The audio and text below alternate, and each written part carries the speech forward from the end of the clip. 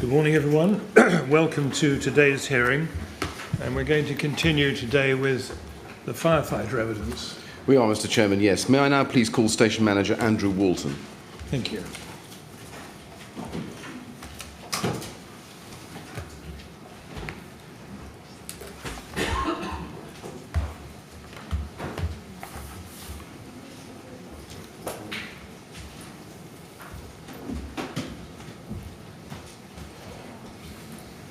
Please repeat after me. I do solemnly, sincerely and truly I do solemnly, sincerely and truly declare and affirm that the evidence I shall give shall be the truth, the whole truth, and nothing but the truth. and nothing but the truth. Good. Thank you very much, Mr. Walton. Yes, Mr. Miller. Mr. Walton, good morning. Can I ask you please first to give the inquiry your full name? Andrew Frederick Walton. And can I say, first of all, thank you very much to you for coming to the inquiry and assisting us with our investigations. We're very grateful.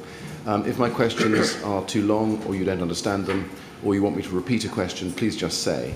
And if you need a break at any stage, again, please just indicate if you would. Sir. Now, you have created and provided to the inquiry quite a volume of written material, which I'm now just going to put to you formally.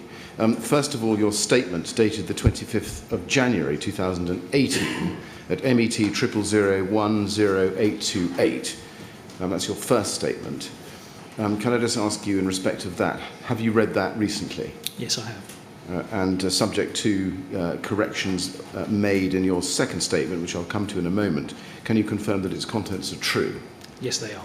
Turning to your second statement dated the 17th of September 2018, which goes under the reference LFB 000233365, was that provided to the inquiry at the inquiry's request under Rule 9? Yes, it was. Yes. And have you read that recently? Yes, I have. And can you confirm that the contents of that second statement are also true and accurate? Yes, they are.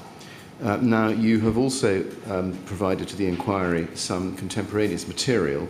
First of all, Appendix A to your first statement, which is MET 0005712, which is there on the screen. Have you read that recently? Not as recently as the others, but I have. Very well. It, yes. There is also an email dated the 18th of June 2017, which is MET 5713.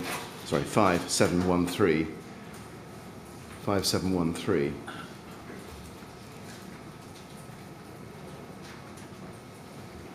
Is that it? Yes. Thank you. And then there are some handwritten contemporaneous notes at MET 0005714, and they run for some number of pages. Can you confirm that that is, or those are, your contemporaneous written notes? Yes, they are. Thank you. And then you've provided, I think, 3 notebooks to us. MET 0005715, 5716 and 15718. We'll look at those in due course, but I've read those into the record. There's no need to go through those now. And you've also provided something called statement headings, which is MET 000155724, which I'd like, please, to have on the screen.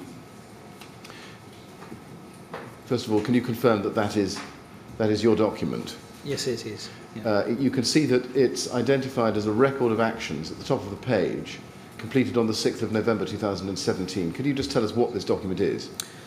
That was something I used in preparation for my police statement to guide the flow of information that I was giving, to make sure that I didn't omit anything that I had remembered at any other time.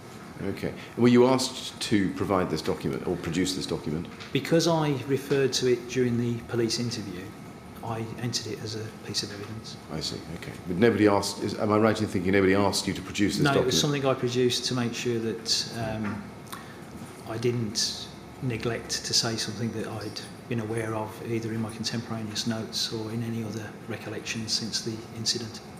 And when you created this document, did you have any other documents in front of you to refresh your memory? Yes, I referred to the contemporaneous notes that have already been mentioned, and that summary that was put up that I said I hadn't looked at recently. Right. And your notebooks? Did you refer to those as well? Yeah, those are the contemporaneous notes. Right. I did 2 sets of contemporaneous notes. The ones I was asked to complete at Paddington Fire Station. Are those the ones in handwriting? Those are the ones on loose pages those were the first contemporaneous notes that you put up. Those were done on the morning of the fire. Right. That's Appendix A, is it, to your statement? Yep. I see. The second contemporaneous notes are the ones in the notebook, and they were done on the evening following the fire. Right. When Now, there are three home. notebooks. I was aware of 2 notebooks, so that was something I was going to try and come back to as if you referred to them. Right. But my recollection is I used 2 notebooks, which are contemporaneous statement notebooks, which I had as a senior accident investigator. And upon returning home after the incident, I felt uncomfortable that I'd had to give my contemporaneous note into the fire brigade. I knew that my role would be a key role, and I wanted to make sure that I had a note that was contemporaneous that was in my possession. So that's why I sat down on that evening and I wrote those notes. Very good. So when you say you sat down and wrote those notes, we're talking about the notes in manuscript that we see at 5714. Just to have those back up on the screen if we can. 0005714. Now those are the notes that I made at Paddington Right. on the morning of the fire. The notes that are in the notebooks, as you referred to, Yes. those are contemporaneous notes that I made on the evening, Those are the evening. when I returned home. Right. Very good. And we have 3 notebooks. Could I see the covers and I'll be able to say? Yes, of course. Yeah. So let's look first of all at 5715. That is the first notebook of the contemporaneous notes that I made on the evening of the 17th. And 5718. Sorry, 15718.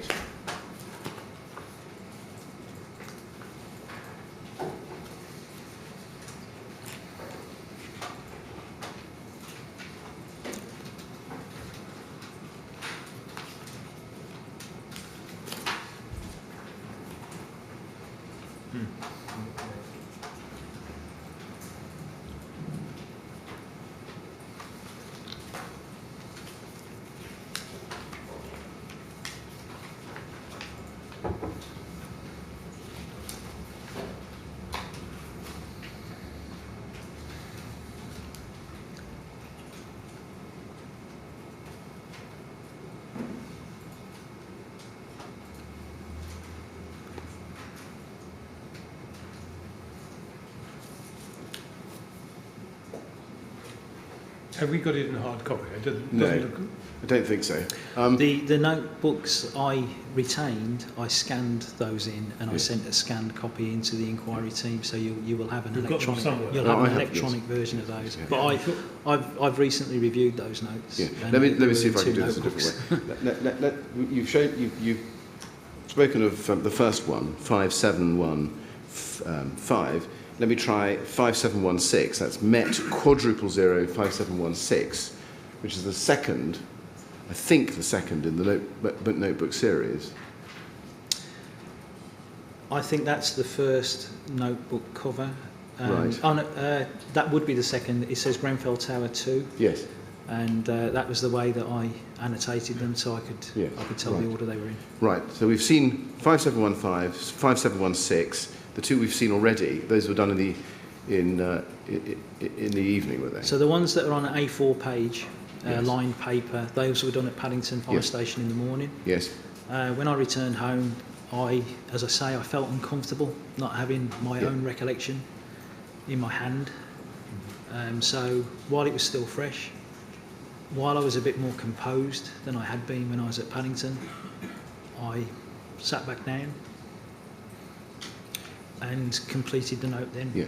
So we've seen the first 2. I just want to show you, if I can, the last in the series because we have 3, Mr. Walton, and it's MET 000 15718.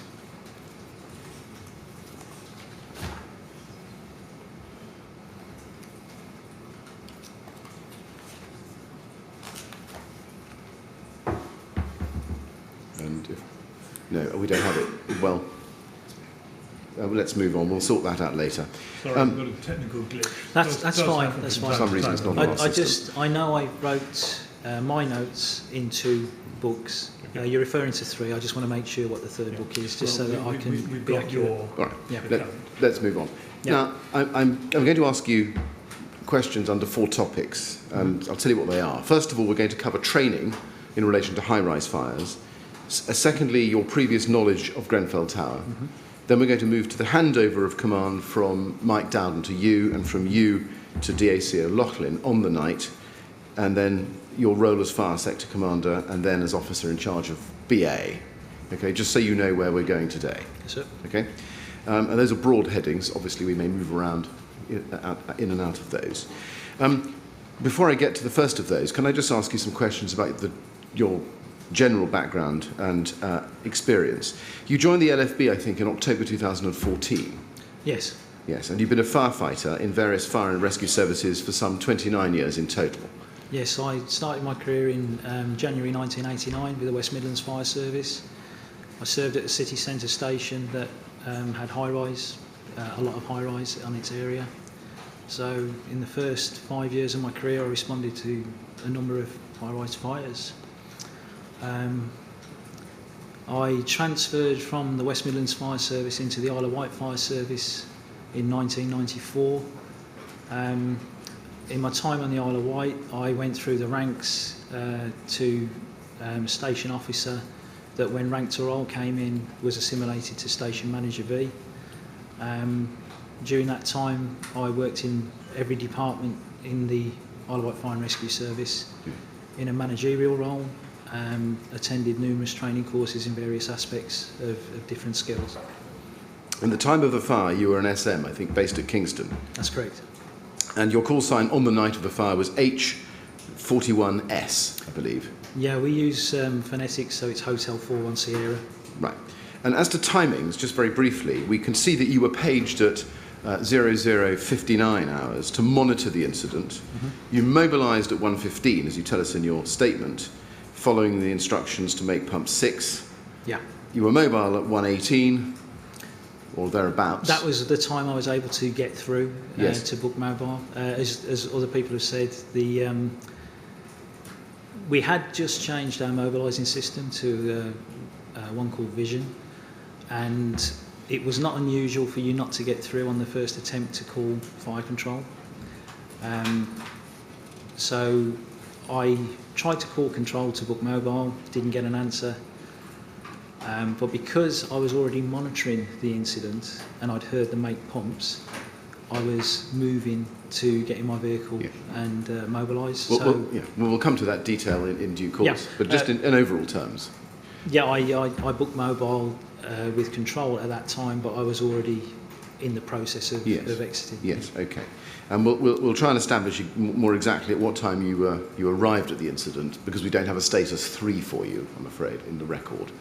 So we'll try and work it out. Okay. Now, in terms of your training, to turn to the first of the major topics I want to cover with you, if I may, are you required as a station manager to do continuing or continuous training? Yes, we maintain our competencies in all of our skill levels.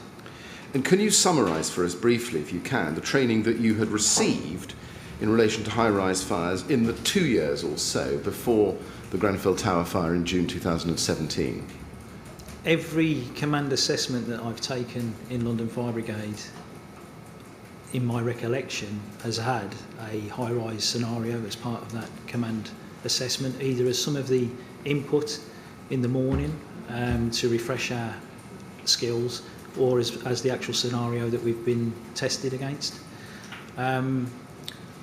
I carried out the last command training I'd had before Grenfell, I think, was in March 2017. So I can't remember what the content was, but I would be very surprised if there wasn't a high-rise element in there. in the role of the SSSO, which is mentioned in the statement, I've been involved in delivering or facilitating the Back to Basics training, which in 2017, I think it would be the 2016-17 round, we were concentrating on high-rise firefighting and particularly about making sure that information reached the bridgehead and influenced operations.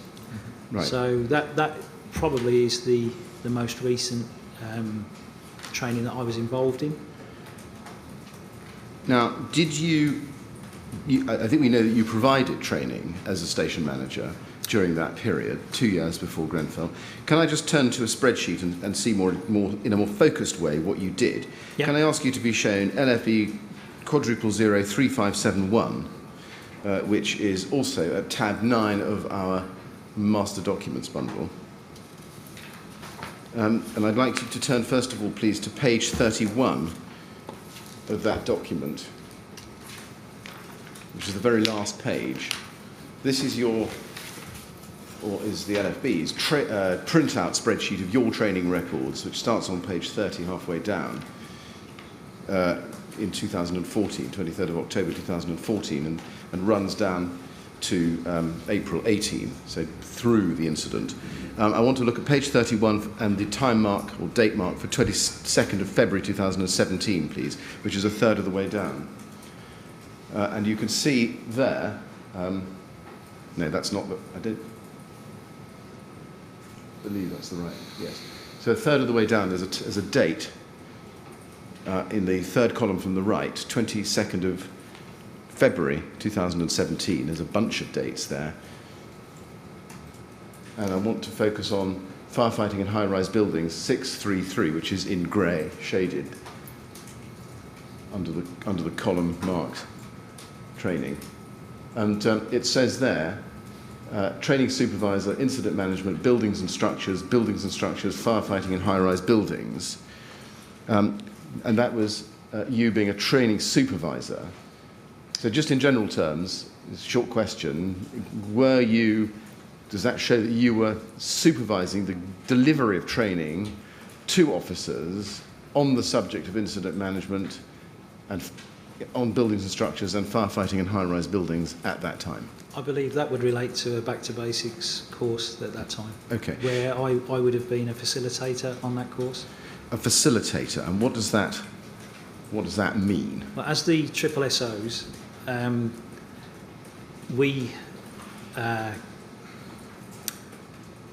we maintained the schedule of the delivery of Back to Basics.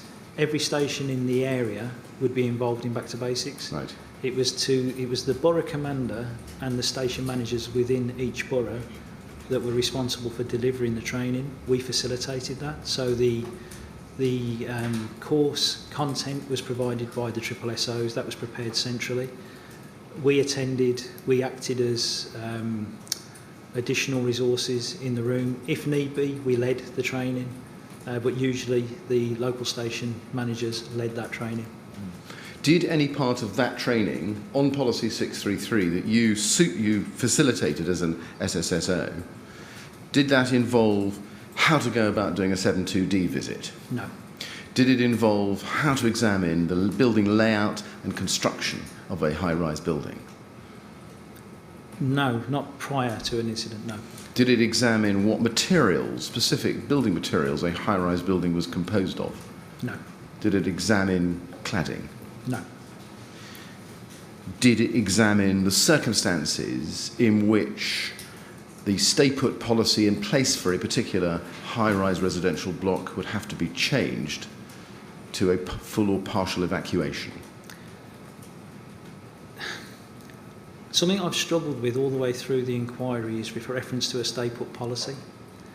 There's a building design principle that any high-rise is built so that people can stay in their premises that aren't affected directly by fire. And that is the principle that all of our procedures have been built to deal with. So when the building fails, that's the only time that an evacuation would be required. And when the building fails, an evacuation isn't possible.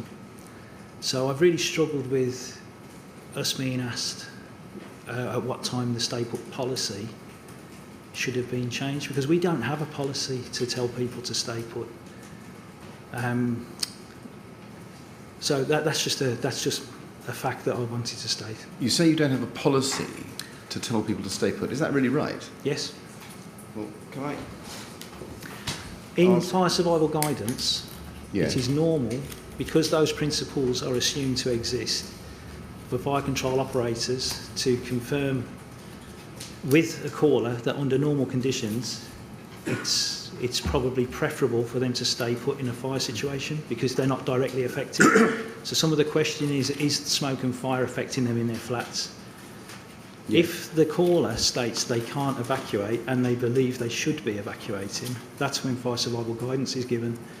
To my mind, that's the only sort of reference in our policies to advising people to stay put.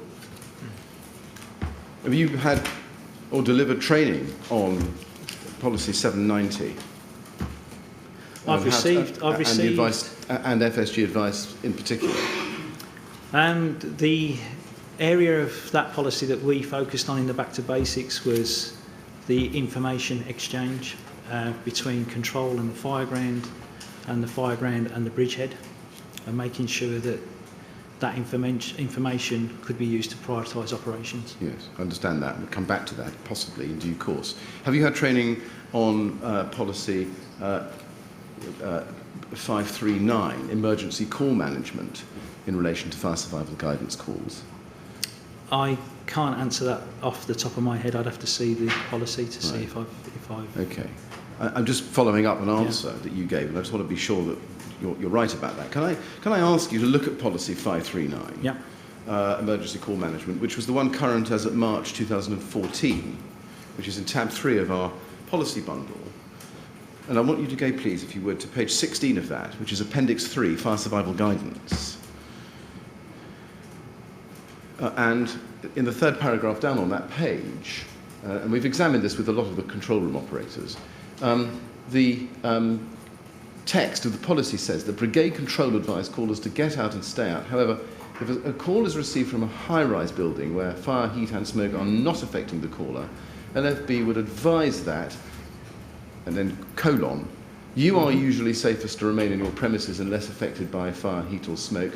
If the situation changes, you should leave your premises and dial 999 if you need further assistance. Now, tell me if this is wrong, but it looks to me as the lay reader that is the advice that control room operators actually give to callers. You are safest, or usually safest, to remain in your premises. I go back to the answer. The principle of a building design is that the fire will be contained in the compartment it originates in. Yeah. So in those buildings, because they are designed specifically for that, it is the safest advice that you stay put unless you are directly affected by smoke or fire. So that would be the correct advice, but this policy is aimed at fire control operators. Yeah. So I've not got familiarity with this policy. Okay. Now, to go back to an earlier answer, you said that stay put was a building. I'm summarising, I hope accurately, what you said. Stay put was a building design principle. Yeah. But once the building failed, then no evacuation was possible. On that night, that was the impression I formed. Just summarising your evidence. Yeah. I just want to examine what you mean by failed. So if, as I say, the principle is that the building is designed to have a fire-resistant shaft so that firefighters can access the floor where the fire is and other features to assist the fire service. The compartmentation in the building is designed to have a minimum fire resistance so that the fire should be contained where it originates. And depending on how high the building is how long that period of resistance should be. And the reason it is designed that way is because we cannot fight the fire from outside above a certain level. So therefore, the people within the building need to remain safe from that fire while we access the fire, deal with the fire, and effect any immediate rescues where the fire is. Yes. But presumably, in your experience, compartmentation in a high-rise block doesn't always hold. Sometimes compartmentation in a flat or neighbouring flats will fail. I've never seen the internal fire resistance fail in my career. Really? I have been aware, although I've not experienced it myself, of fires breaking out of a window and re-entering the floor above. I've not been on any fire where it's gone in that way, but that's just my experience. I know other officers have experienced that, but every flat fire I've ever fought has been contained within the compartment where it started. And the only influence it's had anywhere else is potentially that the walls of the neighbouring compartment get warm, or you might get a damp patch on the ceiling of the floor below where we've fought the fire. But that's always been my personal experience. Have you, as part of this training that you were facilitating, coming back to the training, have you facilitated training which focused on how to go about considering and if appropriate, implementing evacuation where compartmentation from the flat of origin fails? It'd never been a consideration. Right. Going to page 30, if I can just go back to the spreadsheet, Mr. Walton, if we can, and look at the bottom of page 30, we can see that on the 21st of October, you did, this is the fifth, I think, entry up from the bottom, CU Incident Command, Lecturer Command Unit, Incident Management. Mm-hmm. CU Incident Command.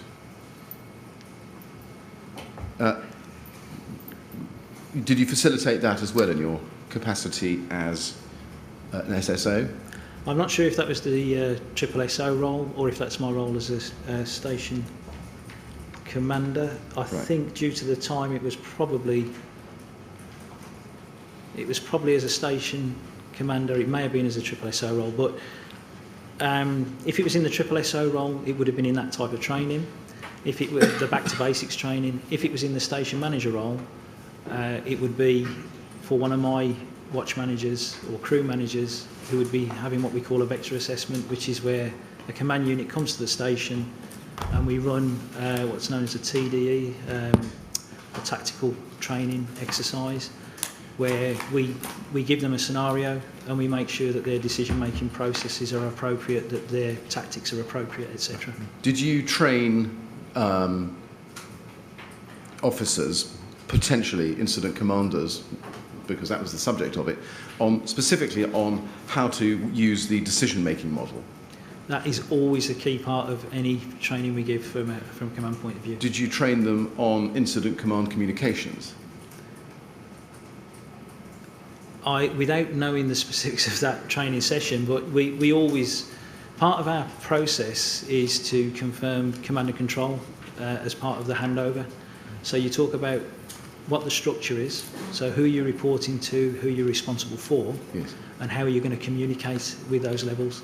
So you identify if you're going to use a radio channel, if you're going to use runners, whatever the method's going to be. So that's part of dealing with an incident, so it would be assessed during that training. Did you train would-be incident commanders on the actual mechanics of information gathering at handover of command? On my station, I've got a framework that I use personally to base my information gathering on, my identification of priorities, objectives, the tactics that are going to be involved, and communicating that. And I've shared that with the officers that I am responsible for, because it is their choice if they want to use the framework I've developed or if they've got another method that they use to ensure they do that. So I'm interested in whether it's quite so I've trained them in that use of that framework. Right. Okay. Finally, did you train would-be incident commanders on how to ensure that fire survival guidance information was communicated back to the control room? Results of deployments in response to fire survival guidance calls was communicated back to the control room? In the back to basics training, part of that training was the effective use of forward information boards and making sure that the information got to the bridgehead and the response, the operations from the bridgehead got back to fire control. So that was part of the the information that was covered in that training was the importance of that feedback loop. The importance of feeding back what Yeah. operations were taking place on the fire ground.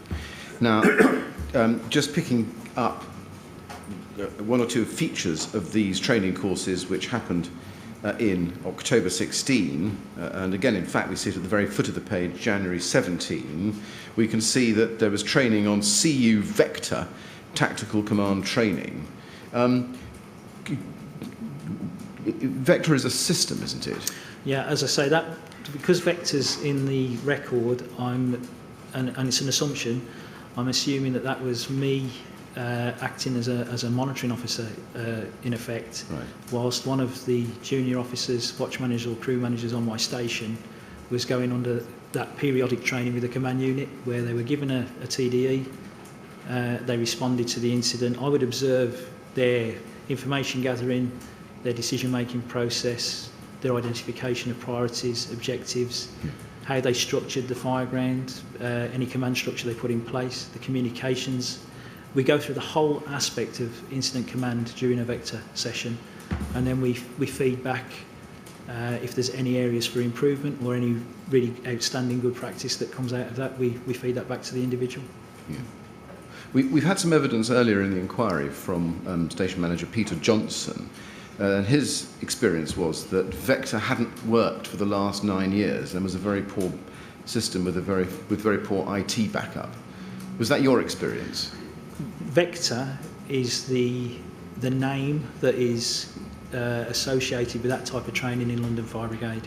I think it's a historical reference to the system, the IT system, that originally brought that type of training into London Fire Brigade. Obviously, that was probably before my time, so I've never actually, to my knowledge, I've not used Vector in London Fire Brigade. I've used it in other brigades, so I understand the system. But I think it's an historical reference. That training that would be referred to there would have been facilitated by the command unit staff. They would have selected a scenario. A lot of it is whiteboard pictures and reacting to screenshots, that type of thing, in that training. It's not relying on the Vector system. I think it's just a historical reference. Now, had you yourself previously encountered any difficulties with the system, the Vector system?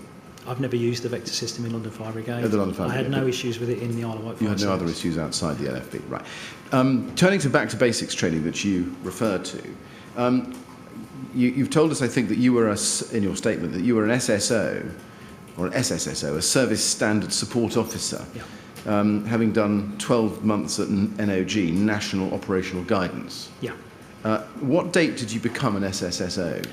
I can't be clear on that. I've tried to look back at when the actual move occurred, but it would be around the March, April sort of time of 2016. March, April 16. Yeah.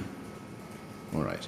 And were you already at the LFB when you became an SSSO? Yeah, I transferred into London Fire Brigade in October 2014. 14. And I went into a national team as a seconded officer from London Fire Brigade in effect, which was National Operational Guidance. Sorry, my question was a bit garbled.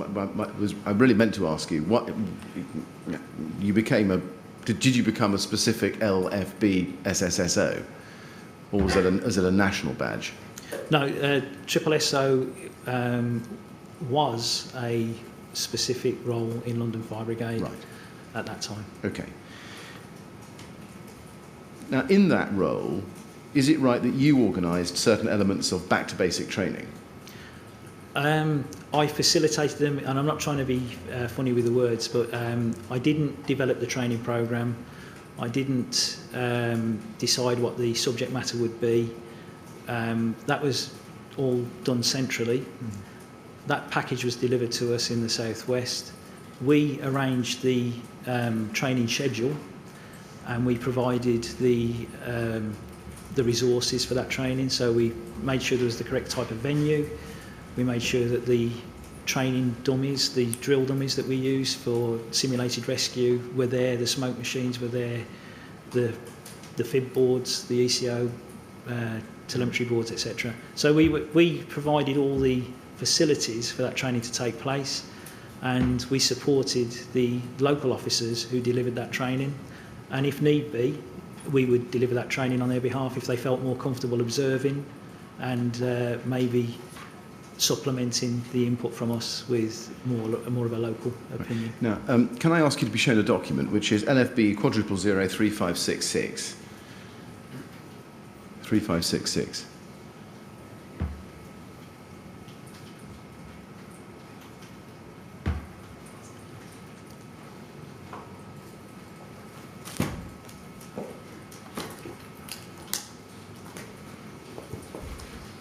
That is Back to Basics 2016, a tactical decision-making high-rise, dated 15th of December 2015.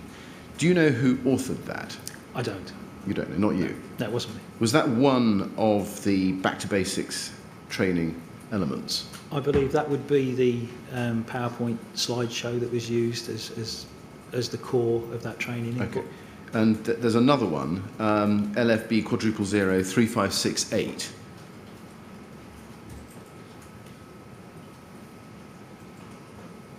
Which has a title which doesn't appear to be coming up. But does the title Operational Scenario 2016 mean anything to you? Yeah, so the training was delivered with input that basically described what officers should do at a high-rise incident, and that was followed by a practical exercise. So the exercise was tailored for the stations that were receiving the training that day. So it was usually a venue from their own risks. So you'd select a tower block that was within the area that borough covered. The call sheets were referred to the appliances that were in the room so that the personnel could relate to that scenario. But the actual, the way the scenario played out was generic, but you made it specific to the crews that were in the room that were receiving the training. Perhaps we could just look at the second page of this, Paul, just to make sure we've got clearly the right document. I recognise the cover, You do. and I'm comfortable that Right. it is the document we used. Okay. Now, are these two documents that I've put up on the screen, or packages, the entirety of the Back to Basics training that address the issues and risks which arise from high-rise residential fires? No, as I say, the focus was about ensuring that information that was received on the fire ground got to the crews that were within the building and was used to help direct fire service operations. And that one of the key aspects we looked at was because there were two drills in the afternoon, if you like. One was a bit more of a theory session where we were literally looking at the communications. So we put people in different rooms in the venue, and people were given an interject, a briefing as to what was happening at that time in their role in the incident. And it was about them communicating with the correct people and making sure that the information they'd been given was what the people who had received it understood. Part of that was recording information on forward information boards, and at the end of that exercise we put the boards next to each other and we looked for any discrepancies, and then we explored, if there were any discrepancies, we would explore, well, how did that happen, how can we make sure it doesn't happen in the real world. Okay. Can I ask you to look at 3568, which was the second of the two documents that we had on the screen there a moment ago, and go to internal pages 5 and 6. Now, if you go over to page 6, you can see on this page there's a lot of little arrows, bullet arrows, scenario expectations. And you can see things like firefighter lift secured, cordons, falling debris, Yep. rescue casualty and withdraw, handover to station manager. And if you go over the page, please, Paul, we can see more.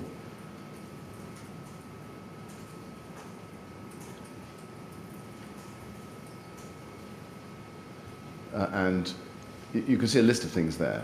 And I think if you turn to the next page as well, it runs to up to, I think, to 33. Yes, there it is, 33, ending with debrief as per WN 7.4. So there's a lot of things in the list. Yeah.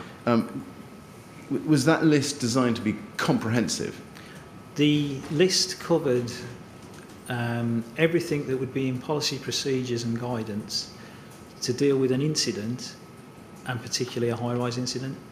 And it was used as a tick list so that the officers who were observing the activity could tick off that they'd seen that element demonstrated by the officers who were carrying out the practical scenario.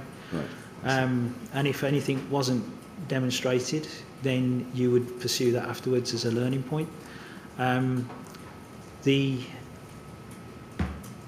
scenarios were done on fire brigade premises mainly. To my memory, that year they were all done on fire brigade premises. So we were using brigade training towers, which don't have lobbies in the main, aren't high-rise buildings in their own right. So some of the stuff we had to see that the officer referred to, at this time I would, so that it's in their thought process, even though they physically couldn't demonstrate it. So, so usually they did ship a hydrant, they did twin the feed into what would be the inlet. We fabricated a lift lobby in the base of a tower. We told them that the ground floor is in effect the 6th floor of a tower block.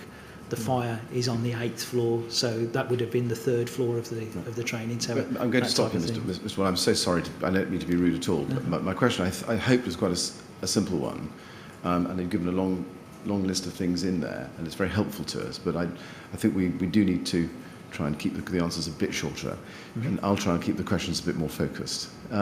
Just focusing on this list, was any of these 33 items designed to train officers on how to deal with a high-rise fire where compartmentation gets breached and successively those breaches grow?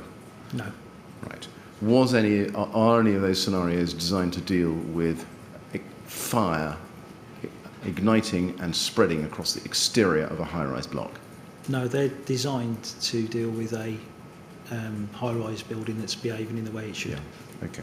Now, can I just ask you to look at page 3, where I think there is something called an incident briefing card.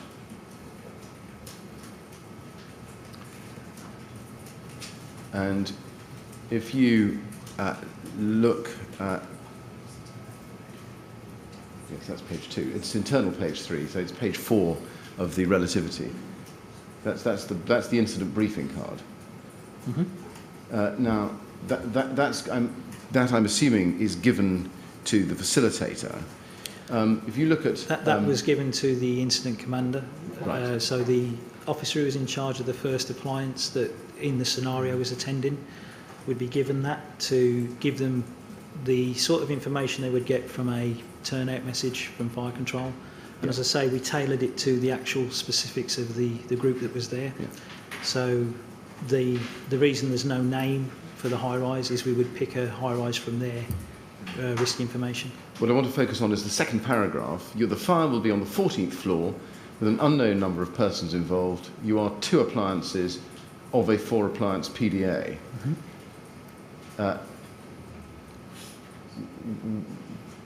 That's quite a small incident, I would imagine. Is that right? That would be a normal high-rise fire. A normal high-rise fire. Yeah. Okay. Right. So the training didn't focus on the spread of fire out of the 14th floor, either upper floor or sideways on the 14th floor or below. No, that was the initiator document. That is the sort of thing you would get as a response, as a turnout message from fire control. When they arrived, we would put injects in that tested their ability to deal with a developing incident. But a fire spreading out of the original compartment more than through Coanda effect, which is from one window to another, really wasn't covered. No. Now, page 8 of your statement, if I can ask you to go to that, please, is where we find you dealing with, or in part, dealing with training. And a quarter of the way down that page, you say, in terms of realistic training of fighting a fire in a high-rise, I think this was the main subject of our Back to Basics training in 2015. I'm just pausing there. does that mean that the training packages we've just seen and the facilitator's card that you say would be handed to the incident commander or watch manager, you thought was realistic in terms of training? Yeah. And then you go on to say, we were looking at making sure water supplies were adequate, you established the correct bridgehead, the communication was correct, that the right equipment was taken to the bridgehead, the right recording systems were used, such as the forward information boards, which are big laminated sheets attached to the back of BA entry control boards. First, water supplies, just focusing on that as an issue. Did the training consider issues around water supply with large-scale attendance of pumps? I remember on more than one occasion, and this is the first time I've thought about this, but I remember on more than one occasion I talked about considering the possibility that if you had a large developed fire in a high-rise and you had to use a number of jets, you could get to the point where you outstrip the capacity of the rising main. Mains are designed to deliver 1,500 litres a minute. Each one of our jets uses roughly 250 litres a minute. So if you were using 6 jets on the ground, maybe 4 jets higher up the building, you could get to the point where, because of friction loss, you didn't have enough water to have effective firefighting jets. So it was something we talked about potentially improvising additional mains, using aerials to put hoses in the side of the building, running hoses upstairs, but to have it as a consideration. And it wasn't part of the course, but it was one of the, where I said sometimes station managers put supplementary information in. That was one of the things I know I injected more than once. Right. And did the training cover sighting and positioning of aerials in order to maximise their effectiveness? It talked about making sure that aerials had access, because obviously on the initial positioning of appliances, if you put them in the wrong place, once they're set in and pumping water, it's really hard to move them. So if they blocked access, you wouldn't be able to get an aerial in. So that was a consideration for the incident commanders.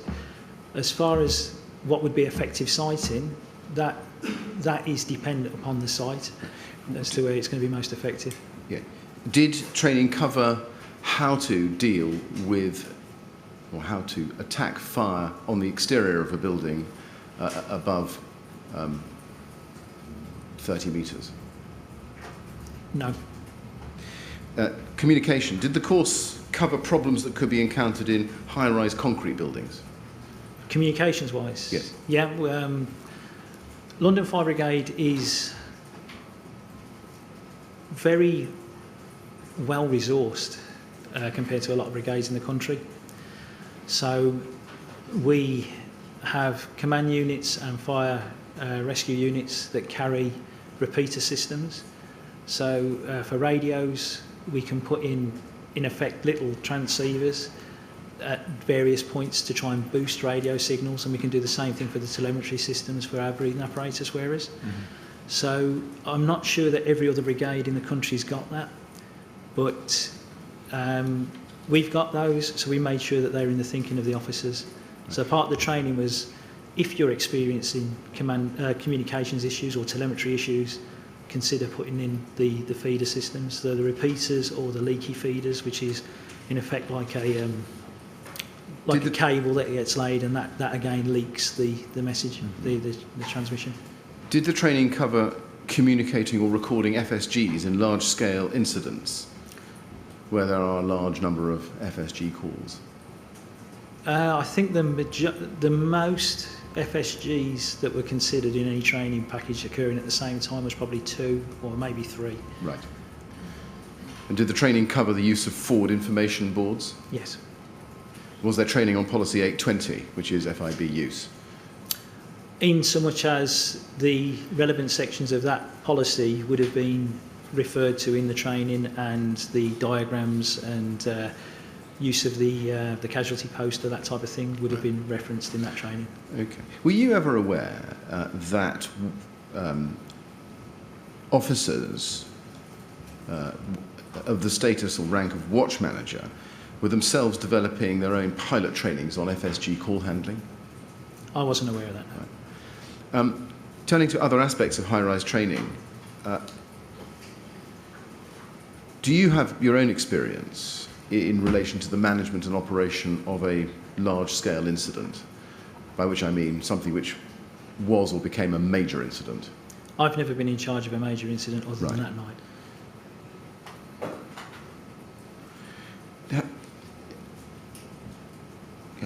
Have you ever had any training, and we've touched on this before, but let me just ask the question in a slightly different way. Have you ever had any training or given any training on what should happen once it becomes apparent to an incident commander that the fire has spread vertically up the exterior of a high-rise residential block? It wasn't a consideration. I've never had any of that training. Right. Sorry, I'll come back to that. I've had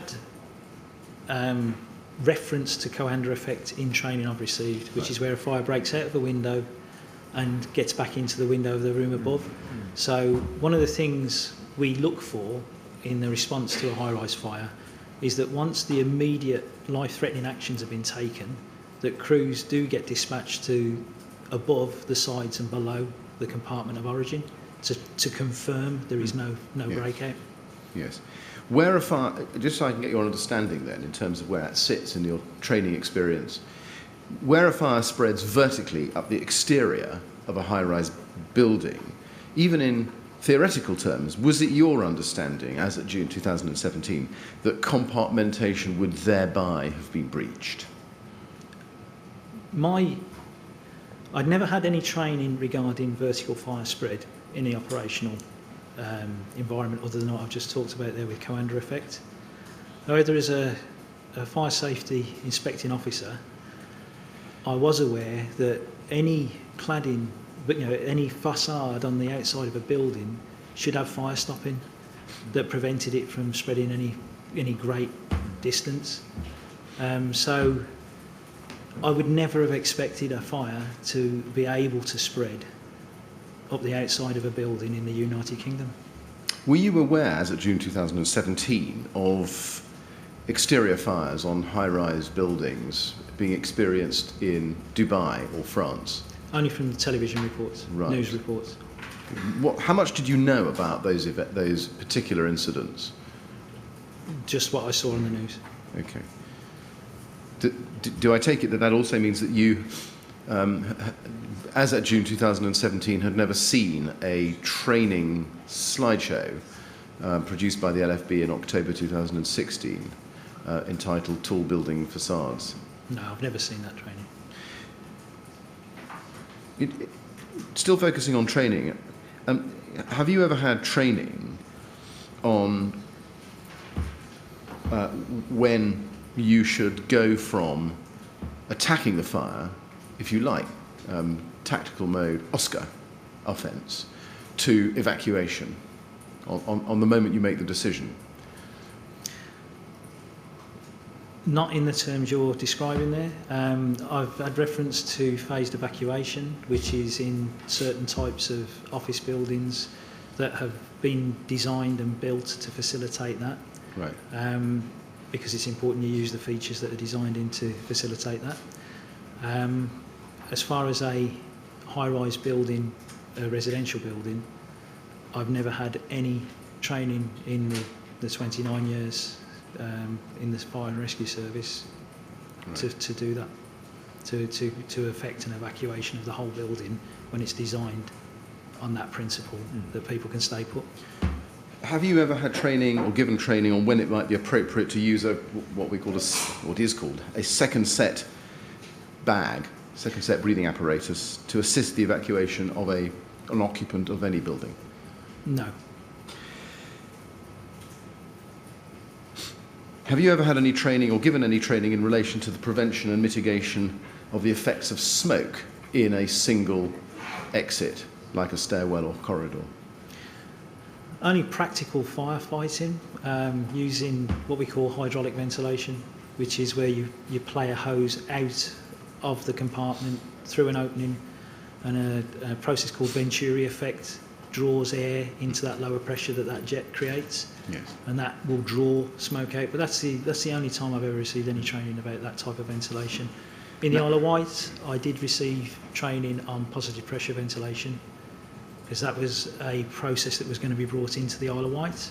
I transferred out before that became frontline tactic, and it wasn't available in London Fire Brigade. Right. We have heard quite a bit this morning already about your experience or lack of experience in terms of cladding fires. Just to be absolutely clear, did you ever have any training on the particular dangers that cladding on the exterior of high-rise blocks posed to firefighting? I never had any training in that. I didn't believe cladding could burn. But does that mean that you would not, as of June 2017, be able to identify a cladding fire?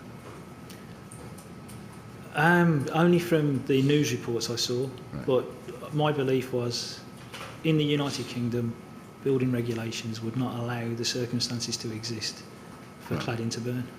Does it follow from that that you wouldn't have been able to identify the particular risks flowing from a fire where the cladding had ignited and the fire had spread up the exterior?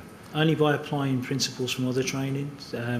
So I would be looking at probably applying my knowledge of sandwich panel fires and some of the similarities between a sandwich panel and a cladding panel, and assuming that the same hazards and risks would be there. So And as a result, burning droplets, that type of thing. Yeah.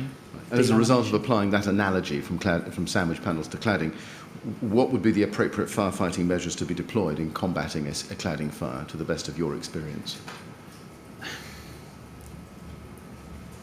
The only thing you could do would be to get water onto the fire. Your main issue is making sure nobody gets injured or killed by the falling, delaminating surfaces, and that secondary fires don't get started by the burning droplets of material. How would you get water onto the fire if the cladding material itself was, on the exterior face, a rain screen designed to repel water? It's not possible. So how would you go about attacking an exterior cladding fire, to the best of your knowledge and experience, as at June 2017? I believe we'll go there, but my tactic was to try and stop it getting back in, because I thought we were doing everything we could. Right. Mr. Chairman, we're going to move to a different topic. Yeah, I think it's time we had a break. I think it is. Yeah. We're going to have a break now, Mr. Walton. We'll take 10 minutes out. Please don't talk to anyone about your evidence while you're out of the room. And we'll resume at 11:10. All right? I'd like to go with the usher now. She'll look after you. Thank you very much.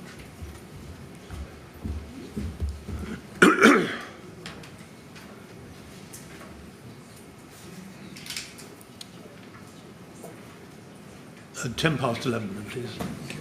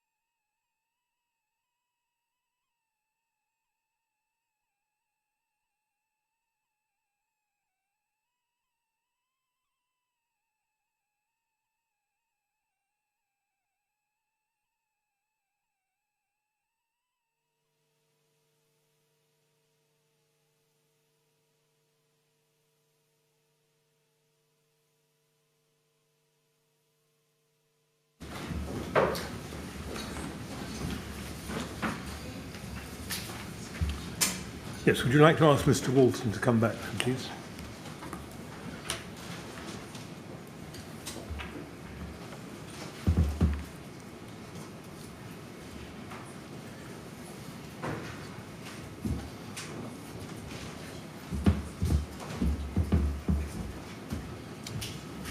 All right, Mr. Walton, happy to fine, carry thank on. No, if at any stage you feel it's time for another break, just indicate. I will do. No difficulty in doing that. Thank you, Yes. sir. Mr. Walton, I'm now going to ask you about your previous knowledge of Grenfell Tower itself. And I'm going to start with the topic of your role as station manager, if that's the right thing to say, at North Kensington. Can I ask you to go, please, to page 11 of your statement, your first witness statement, and look at the second paragraph in that, which starts DAC Jane Philpott. DAC Jane Philpott organised for me to be detached for a couple of months into the North Kensington Fire Station and in effect to become their station manager. I worked with Nick Davis, who was the station manager who covered North Kensington and Kensington at that time. He concentrated on Kensington and I looked after North Kensington, working under Borough Commander Rob Davis. Question, was that in the period April to June that you were attached to North Kensington? Yes, I've looked back at my Outlook calendar and I've identified that I believe I started at North Kensington probably on the day of the smoke extraction demonstration. 28th of April. I think it was my first day at the station. And then I was at the station for a period of 8 weeks. 8 weeks. Now, you say that station manager Nick Davis was the station manager in command of both North Ken and Kensington at the time. So you became the station manager at North Kensington. Yeah, Did you? Some stations are twinned, i.e. one station manager manages two station sites. Those are the ones with one appliance at each station. Right. Other stations where there's multiple appliances, they're managed by a dedicated station manager. So the reason I'd asked to go in there was that I had no direct experience of managing a London Fire Brigade station. All my experience was from other brigades managing stations, so I wanted some direct experience in a London Fire Brigade station. Now, can I ask you to look at your second witness statement and turn to paragraph 3, page 1, where you cover this topic. And you say there, in the third line, that you spent a period of 6 to 8 weeks acting as the day-to-day lead SM at North Kensington. I'll come back to that in a minute, but you then say in the third line that I was not able to be given admin rights by the IT department, so couldn't carry out the full duties of a station-based SM, such as approving operational risk database, ORD entries for the station. But at the time was designed to give me more of an exposure to and an understanding of the issues an LFB station-based SM faced on a day-to-day basis to inform my actions as an SSSO. Now, my question is, did you ever get access to the ORD entries for North Kensington? Not in that role, no. Right. You say not in that role. So, no, Did you ever? No, I never got the admin rights for North Kensington Station. Okay. If you couldn't see the ORD entries for North Kensington during your 8-week SM period, how could you carry out your SSSO role and audit compliance with North Kensington with its requirements? What I was referring to was the quality assurance of the updated entry that would then go on to audit. I didn't have the admin rights to access that, but everybody in London Fire Brigade has access to the operational risk database and can go to specific locations and look at what the information is for that location, for that risk. But when you're in the station manager role, you quality assure the information that goes onto the ORD and make sure that the right areas have been gathered and are recorded. So you accept the update, or you reject it and send it back to the watch to redo to the standard that you're after. In your role as SSSO or station manager during that period, were you able to quality assure the information on the ORD that you could see? I didn't look at that station's ORD information. Could you have done? I could have accessed, if I'd at that time, I'd not had that system shown to me. Right. So I didn't know how to. That Did you? That is the honest answer. I didn't know how to. After I came away from that detachment, whilst I was in the SSSOs, I spoke to my colleagues who were in the SSSO, and I asked them to show me how you access the ORD, and that was via the station diary and the outside work schedule. I see. So during that 8-week period, am I right in thinking that you either couldn't or didn't know how to access the station diary and the ORD database for that station? I could access the station diary. I didn't know that to access the ORD information it was via the outside work schedule. Right. And that was something that I discussed with my colleagues when I was in the SSO role later, and was shown that method. Is there a reason why you didn't ask to access the ORD information for North Kensington while you were SM at North Kensington? I'd spoken to Nick Davis. I'd asked to get the admin rights to actually be able to do that, because I thought I needed full admin rights to be able to do that. And I did that with the IT department. When it came back that they weren't able to give 2 station managers the access rights, the admin rights for a station, because Nick Davis already had those rights, myself and Nick Davis had a conversation, and Nick knew that he was responsible for the admin at North Kent as well as Kensington, as was the normal practice. How could you carry out, came back to my question, how could you carry out your role of audit compliance by North Kensington with the requirements of policy to make sure, as a SSO, as a SSO, without having yourself access to the IT rights to be able to get into the ORD database for North Kent? So the way I would explain that is, as a SSO, like everybody else in London Fire Brigade, I could access the recorded ORD information for a risk. And when I was in the SSOs, because that was part of my role, bear in mind that I went into the SSO team in the April, and almost immediately, because I'd asked to have experience on a fire station to be able to do that audit role, I was given the opportunity at North Kensington. Whilst I was at North Kensington, I realised I couldn't access that. When I went back into the SSO role at the end of that 8-week period, that was one of the first things that I raised, was that how can I audit this if I can't access it? And then I was shown the way that you could access it. So while I was doing my SSO role, I was accessing and auditing that information on stations as part of the quality assurance process that we did there. During the 8-week period you were there, during the 8-week period you were there, did you not demand access to the ORD information so that you could carry out that SSO role during that period? I wasn't carrying out the SSO role during that 8-week period. I was acting as the station-based station manager. So, as I say, I was dealing with the day-to-day administration of that station. I see. That's the answer. I see. Okay. During your time at North Kensington Fire Station, were you ever made aware of any Grenfell Tower related safety issues raised by any residents of the tower? I'm not aware of any issues being raised as coming from residents in the tower. Okay. Does the name Edward Daffan ring a bell with you? No. Right. So you're not aware of any issues raised by a resident called Edward Daffan? No. Right. What about by the TMO? Were you ever aware of any particular fire-related or fire safety-related issues raised by the TMO during your stint at North Kensington? No. Can I then turn to the subject of Section 72D visits to the tower? And can I start by asking you please to go to Policy 633, high-rise firefighting, which is at tab 4 of our policy bundle. And I'd ask you please to go to internal page 19, Appendix 1.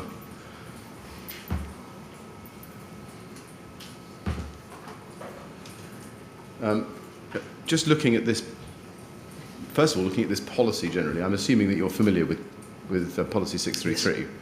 And I'm going to assume you're also familiar with the terms of Appendix 1, 72D, yes?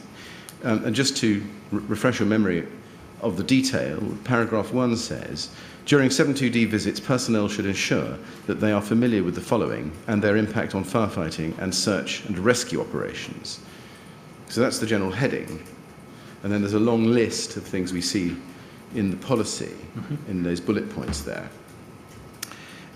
My first question is, Did you ever have any training yourself as to how, as an operational firefighter sent on a 72D visit, to carry out such a visit?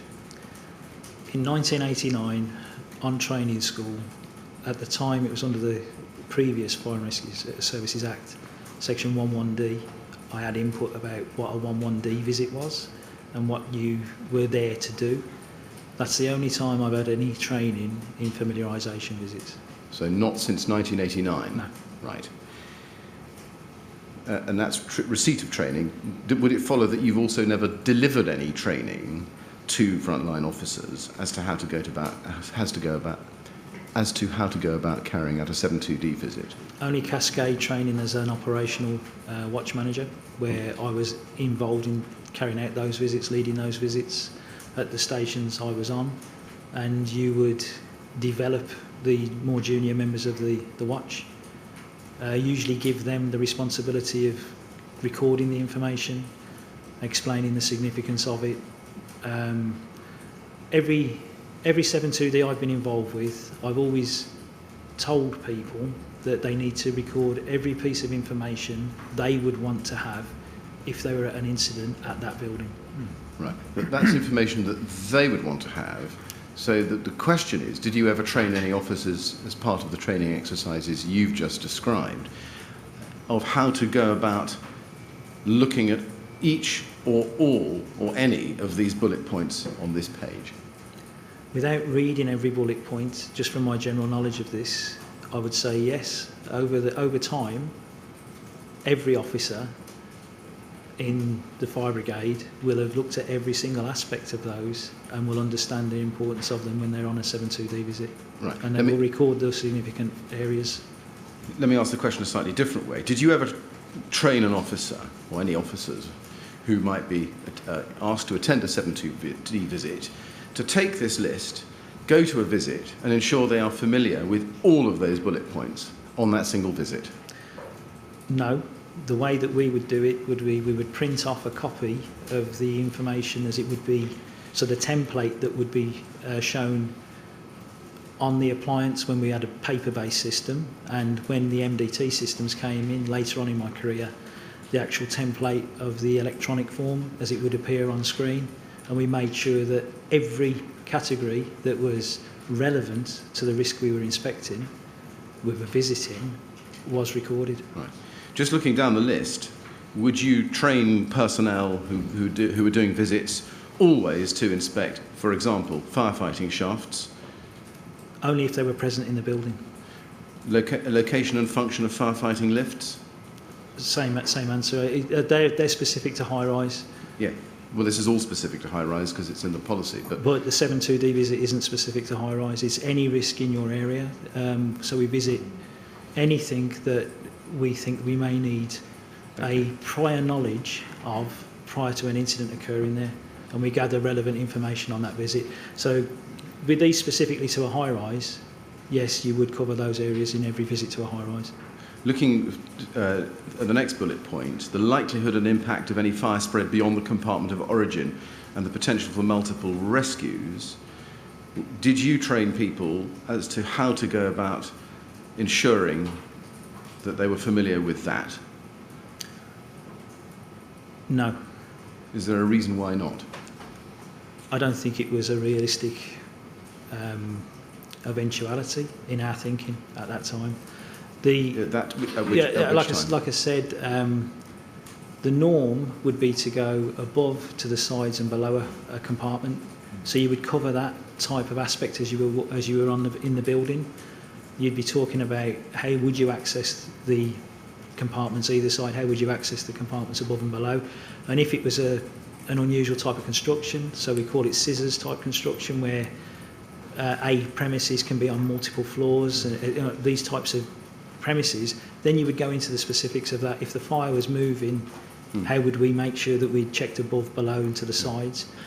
But it would be dependent on the circumstances of the building, what would be appropriate.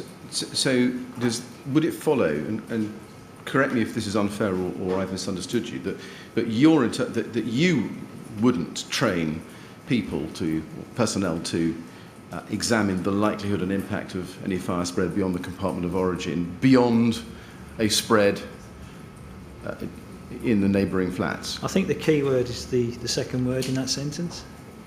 It's the likelihood. So while you were there, part of what you're doing on a familiarisation visit is familiarising yourself with the features of the building. Right. And if it's built to the correct principles, the likelihood of it spreading is negligible. Then looking at the next bullet point, occupancy and use profile, would you train visiting personnel to examine the occupancy and use profile of every high-rise block they were visiting, every time they visited? It would be a consideration if you knew there were persons with mobility issues, etc. Then you would probably factor that in, that you know that there's somebody who would not be likely to be able to self-rescue in a fire situation. So therefore they would need a response from us to confirm their situation and bring them out if required. But in a private residential block, due to data protection mainly, it's rare that we know the characteristics of the individuals who live in the block. Leaving aside data protection, would it not be important, though, to any personnel visiting any high-rise residential block to make absolutely sure they knew where persons with disabilities, mobility issues, elderly, children were within the block? Other than knocking every door and being lucky enough to have the occupants in the flat and asking them to give us the details of the people in the flat, we've got no way of gathering that information. What about other agencies will not share that information because of data protection. Have you ever asked, in your experience, a building owner, such as a borough council or a tenant management organisation, to share that information with you so that you could satisfy the provisions of Appendix 1? Yeah, I used to be the head of risk information management when I was in the Isle of Wight Fire and Rescue Service. So I ran the Isle of Wight's version of ORD, and I tried to get a data sharing agreement between the health service, the local authority, so that we would have access to that type of information. And the barrier that prevented it was nobody would sign a data sharing agreement because of data protection. While you were at North Kensington, I know it was only 8 weeks, was that something that you considered doing with the TMO responsible for Grenfell Tower? Probably because of that experience, I knew that I assumed it wouldn't be possible because of the Data Protection Act. Right, I see. Floor layouts, next one down. Floor layouts and any building construction features which promote rapid or abnormal fire spread, such as sandwich panels, timber frame construction, atria, or voids. Same question, did you ever train personnel on how to go about making that assessment as part of a 7.2D visit? Yes. And what training would you give them? Again, it would be more practical, experience-based training, sharing your experience. So if we were doing a 7.2D on this building, the panel in here indicates to me there's probably hidden voids. Because of the ducting in this room, there will be voids where fire could spread. So it's about considering that, looking where it goes, checking if the fire stopping is at the compartmentation that should be there.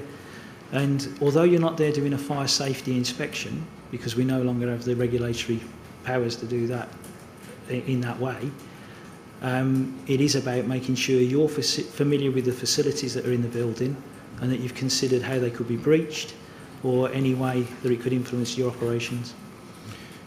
While I'm on that bullet point, are you familiar, or were you familiar, as at your 8-week period at North Kensington, with the national document for FRAs, the Generic Risk Assessment 3.2? As an operational firefighter, I wouldn't be familiar with that. No. But because of the roles I have had in the collaborative partnership when I was on the Isle of Wight Fire and Rescue Service and as a member of the National Operational Guidance Team, I'm aware of the document. GRAs were written to capture the very generic risks that can be assumed at that type of incident that they're dealing with.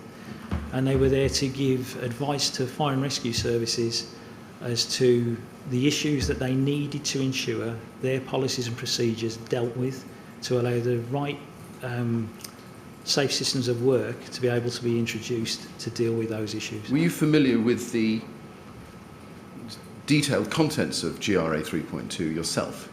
No, I never was involved with developing the national guidance for high-rise. I didn't have the responsibility for that.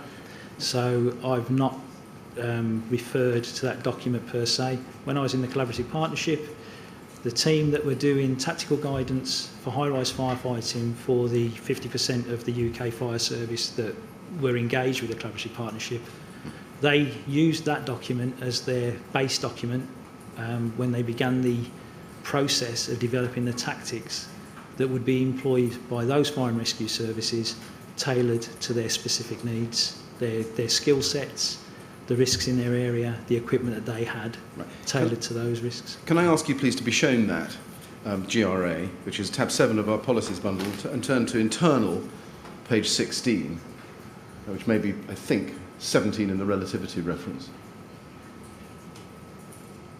No, it'll be 16 then. And now there is the list of bullet points to be, which are information points to be gathered in relation to high-rise incidents, and it comes quite a long way into a passage which starts on planning.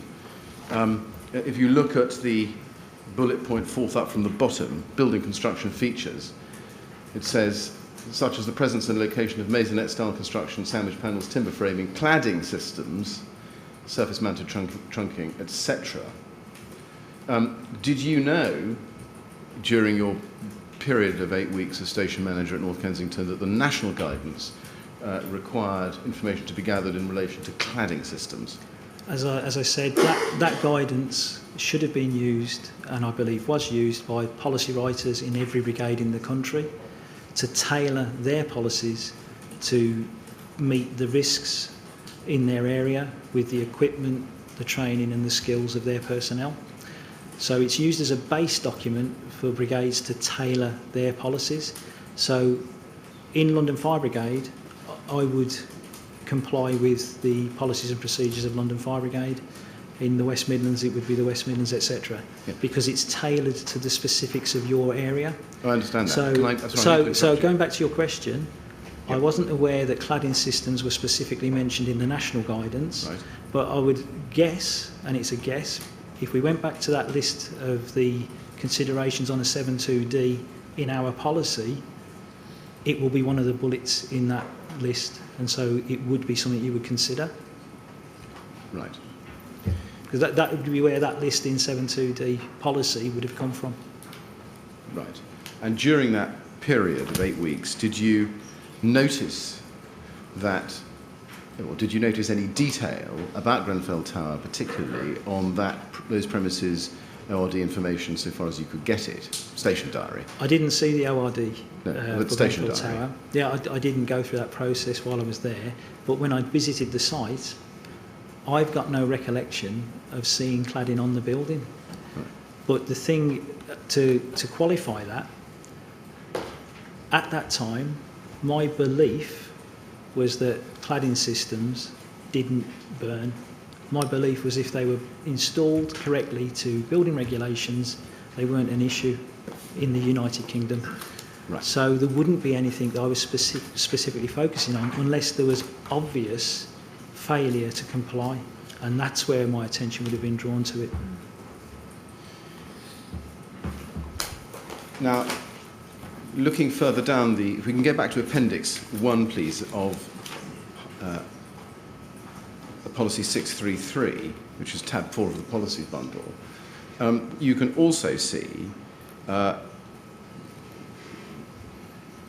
6, I think, bullet points up from the bottom, maybe 7, means of ventilation and smoke control, including location of operating switches. Again, similar question. Did you ever give any training to operational crews as to how to become familiar with the means of ventilation and smoke control systems? It would be the same as the previous answer. It would be that while you were actually engaged in in effect, I would be relying on the cascade training I'd had from my officers in the past, that I reflected that and I cascaded that to the officers I was responsible for at that time. It's about giving your experience to the crews that you are now responsible for, right, and making sure they focus on the same areas. Right. When doing a 7.2D visit, to the best of your understanding, did that require visiting personnel actually to understand the precise instructions and mechanics of a smoke control system so that they could actually operate it during an incident? If it was designed for that to be a feature of the system, I would expect them to gather that information. Right. And to make sure, not only to gather it, but to make sure it was available for whichever crew happened to attend an incident there, because you can't rely on it being the local station. If the local station's already committed to another incident, it will be the next nearest station that gets mobilised. So any facility like that, you would have to ensure that those instructions were obtained and that they would be available for whoever attended. One of the easiest ways is to ensure that it's attached to the ORD for that risk, the operational risk database, or that there are instructions at the site, and that could be either on a wall or it could be in a premises information box, a method like that. Okay, that's very helpful. We'll come back to the specifics of this particular system in due course. Before I leave this list, can I then ask you to look at the next one down, evacuation arrangements, which may include phased evacuation. Was it your understanding that crews needed to understand, be trained on, how to go about familiarity or obtaining familiarity with evacuation arrangements in every high-rise block that they attended under 72D?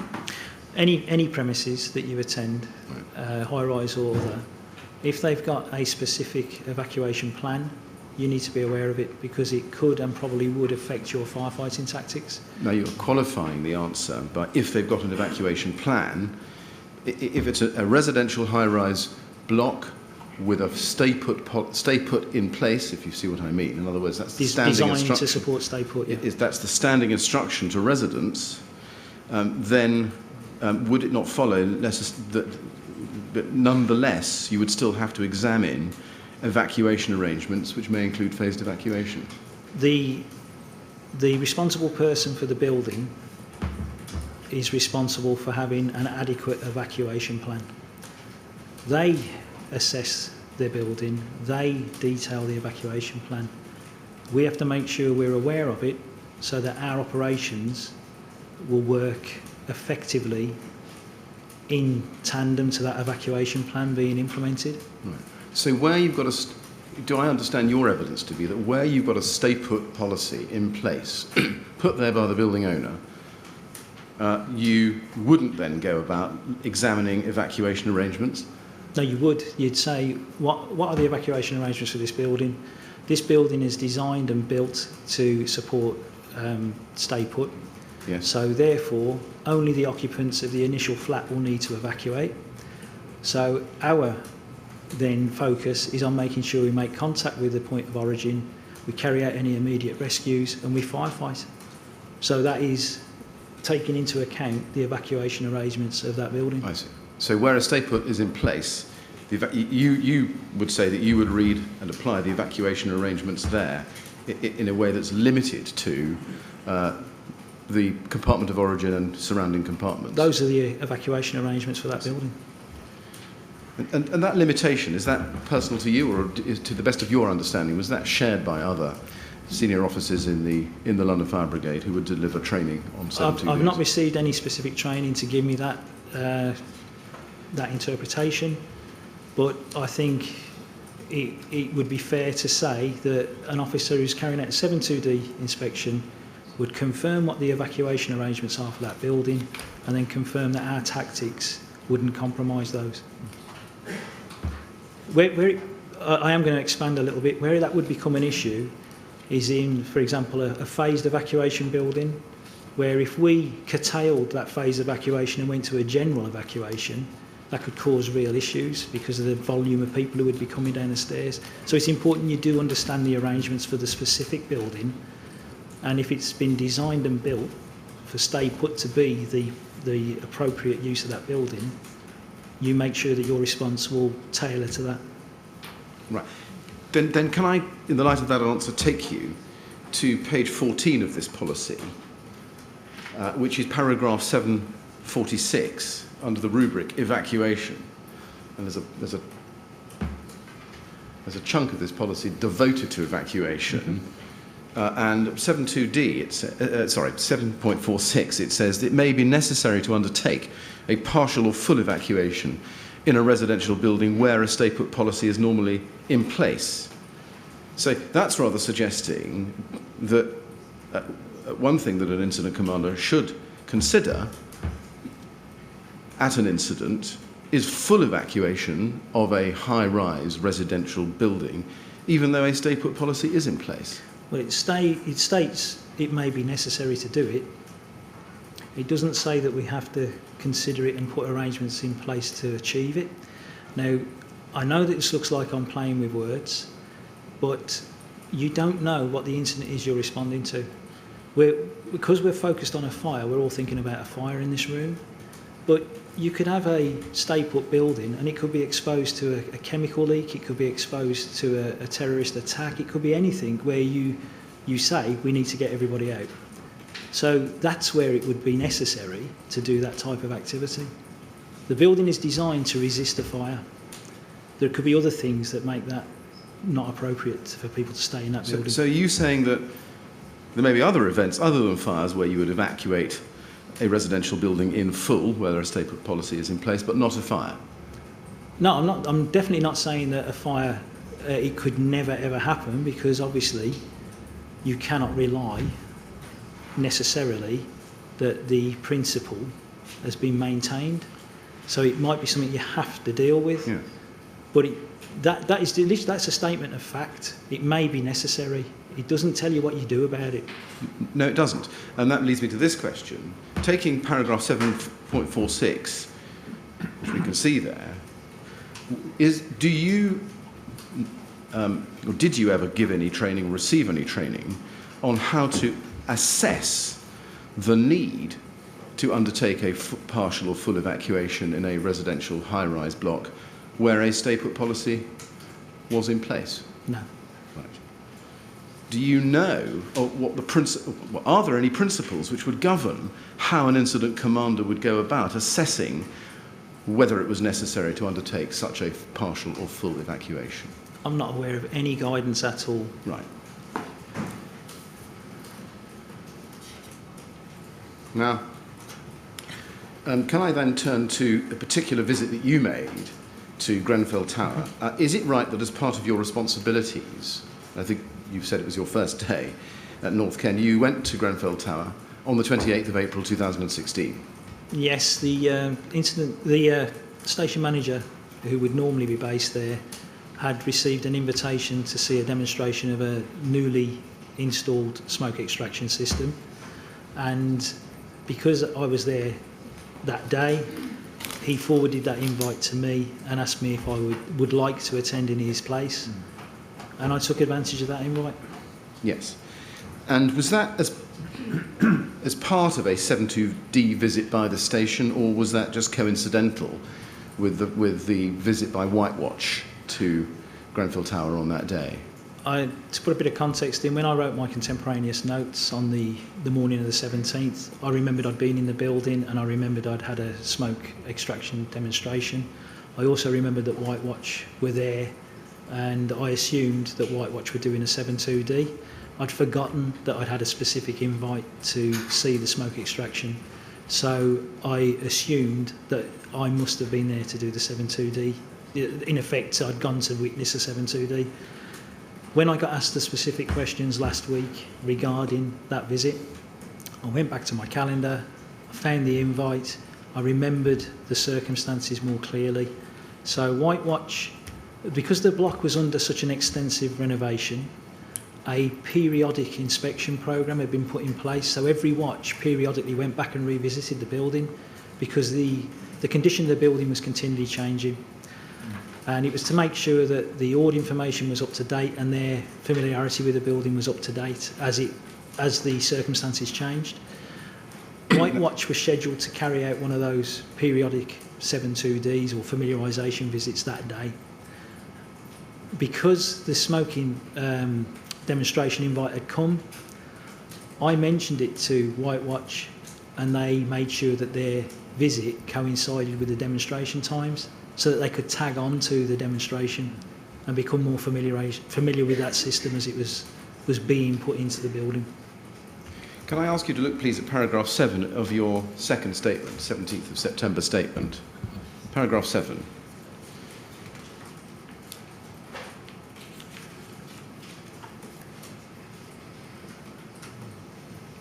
And I want you to look at the last 3 lines, please. You say there that the original invitation came from David Hughes from Rydham. In addition to Nick Davis of the LFB, the email address the others invited had the following extensions, and then they're there set out. Have you got that original email with you? Or I haven't got it with me, not but with you here it's today, attached. It's attached to the calendar entry for that visit, because I attached it into the invitation on the calendar.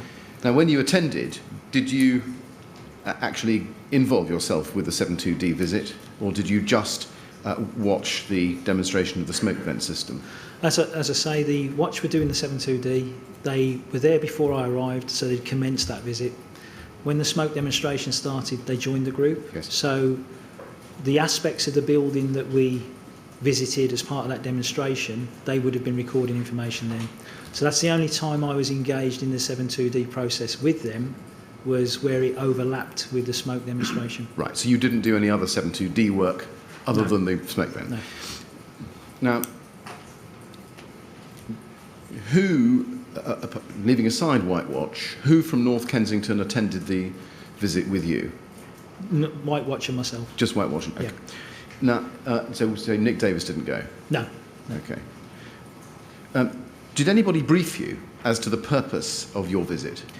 Not really, no more than the invitation and the email, and that it was a demonstration of a smoke extraction system. Right. To the best of your understanding, was the purpose of your attending pursuant to the invitation to ensure that the system was compliant, the smoke system was compliant with relevant standards, or was it part of building control approvals? Neither.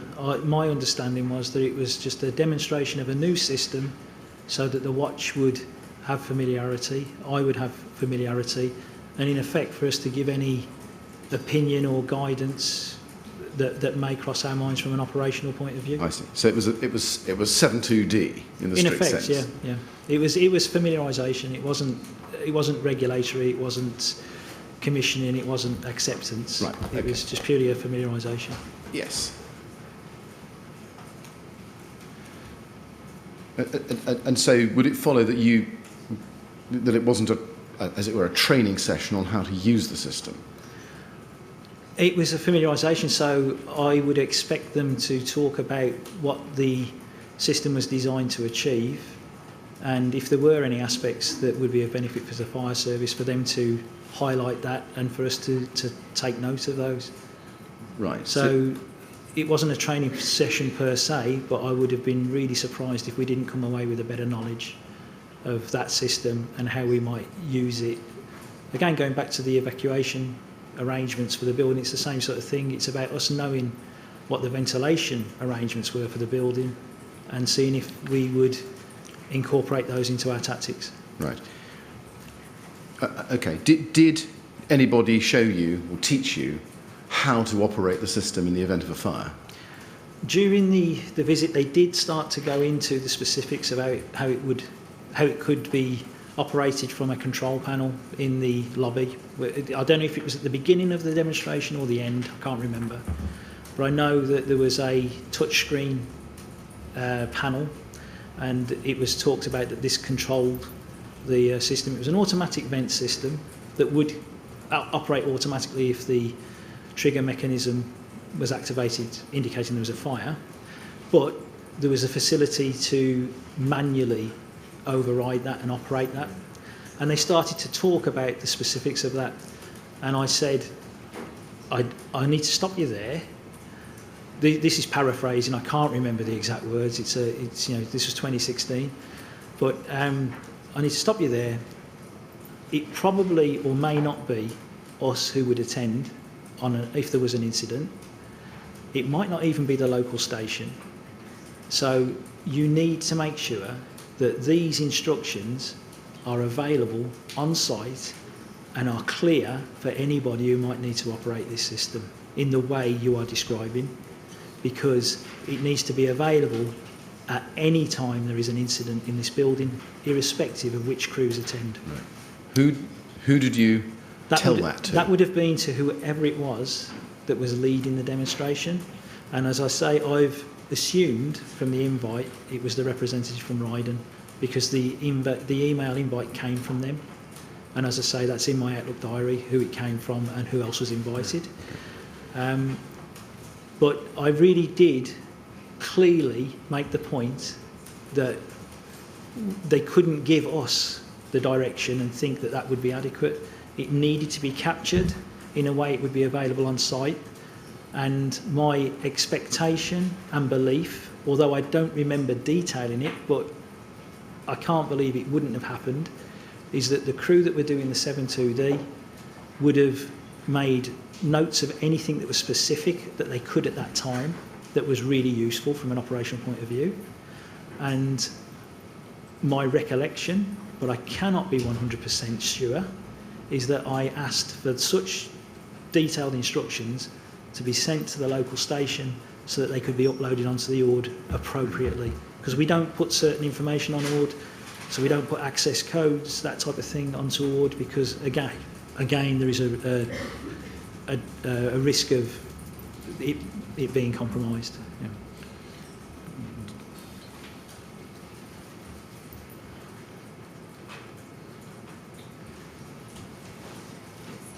The reason I'm sure that I asked in that way, and this is just to put it into context, I explained what ORD was, I explained what an MDT was.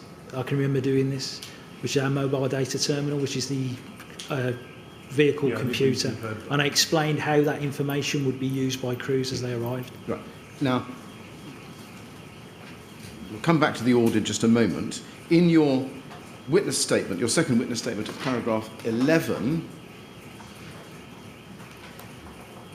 you say, 4 lines down, as the demonstration progressed, I began to feel that it was possibly being treated as a formal commissioning process by the person leading the demonstration, with me and the watch being treated as though we were representing LFB as part of an acceptance process. I was concerned about this, and I remember making the point to the person leading the demonstration that this could not be considered to be the case.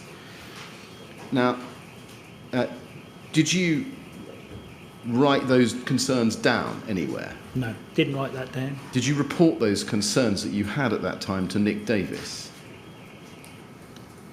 I honestly can't remember. I don't think I did.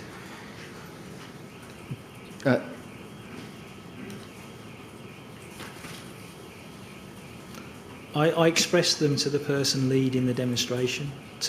My recollection is there was somebody from the, for want of a better word, from the contractors that had carried out the refurbishment, and there was an engineer that had been involved either in the design or the fitting of the system, and they were leading that demonstration, and that was who I directed that to. Okay. Just on that last point about refurbishment, a couple of questions there very shortly. Did you receive a briefing from David Hughes or anybody else from Ryden who'd invited you regarding the progress of the refurbishment at that stage? There was a general overview given. So one of the things that had happened was there was a temporary riser inlet prior to that week, I believe, which obviously I had no knowledge of, but I believe the access to the riser was previously on the second floor via the walkway, and they'd just got to the point where they commissioned a new inlet on the ground floor. I think that was what had happened, and that was one of the main aspects the crew were familiarising themselves with, where the new inlet for the riser was. Do you know what risk rating Grenfell Tower had been allocated at the time of your visit? No. Do you know, or do you remember whether during the course of that visit there was any discussion or broader discussion of fire safety issues arising from the presence of cladding on the exterior? I don't remember cladding being referenced. Right. No. Now, going to your contemporaneous notes, if I can, and this is quadruple 05715. If I can take you to the bottom of page 2 and the top of page 3.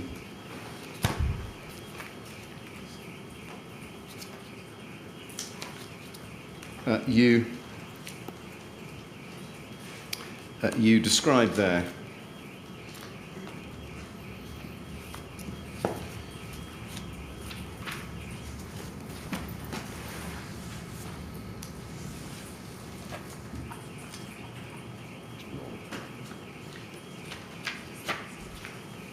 I'm so sorry, probably my mistake. This is 5715. So this is the notebook, I think, the first of two notebooks. And if you go to the top of page 3,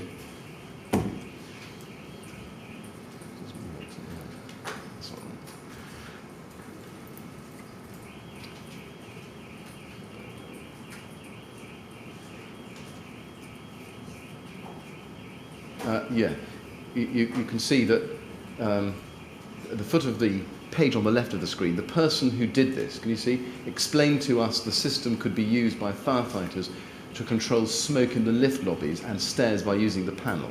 So it's the very bottom of the page on the left and then up to the top on the page on the right. Do you see, Mr. Walton, where I'm reading from? Okay. If we could just have that highlighted so that everybody else can see that. Now, I've got some questions about that. First of all, thinking back to the time of that visit, was it your understanding, having witnessed the demonstration, that the smoke extraction system would automatically operate on the affected lobby and that the vents on all the other levels of the building would close? On the night of the fire, I didn't recall that. No, but I'm sorry, let me just be clear. Yeah. This is at the time of the visit. So on reflection now, having been asked last week to go back to revisit that, and having the prompts of photos that were sent to me, etc. Yes. That has come back into my memory, yes.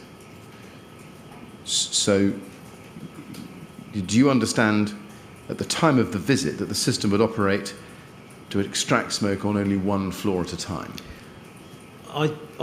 My recollection is that it would open the vent on the floor where a pressure head had activated, and that was an unusual aspect of the system, that it was a pressure operated system, not a smoke operated system.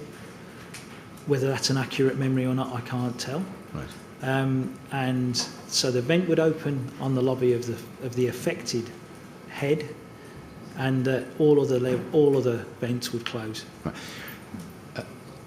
Now, in paragraph 25 of your supplemental statement,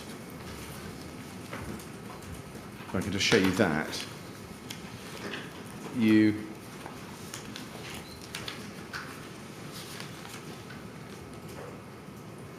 say, and this is on page 7,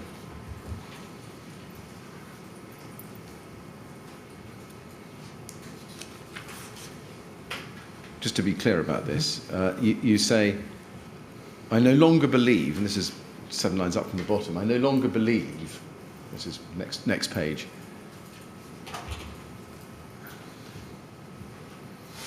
so yeah, that's it, so, and it's 6 lines up from the bottom, I no longer believe that the vents on more than one floor were opened, but I cannot be sure about this. I have no recollection of moving from one floor to another to see the effect of a fire on multiple floors being simulated. However, it must have been my impression that it could achieve this at the time of making my notes and my original statement, but I cannot remember the details of the visit well enough for me to say that this was stated or demonstrated in April 2016.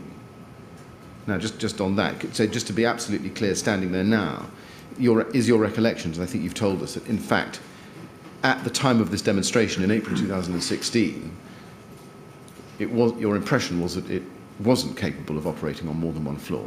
I can't recall. That's what it is. Right.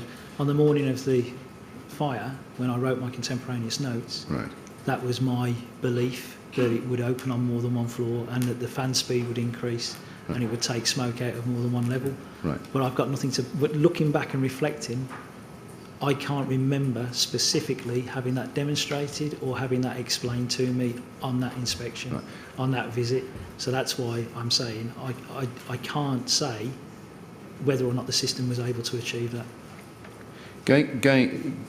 Going back to what you told us earlier about the set of instructions, does that mean that you saw no instructions or were given no instructions at the time of that inspection, they April weren't 2016?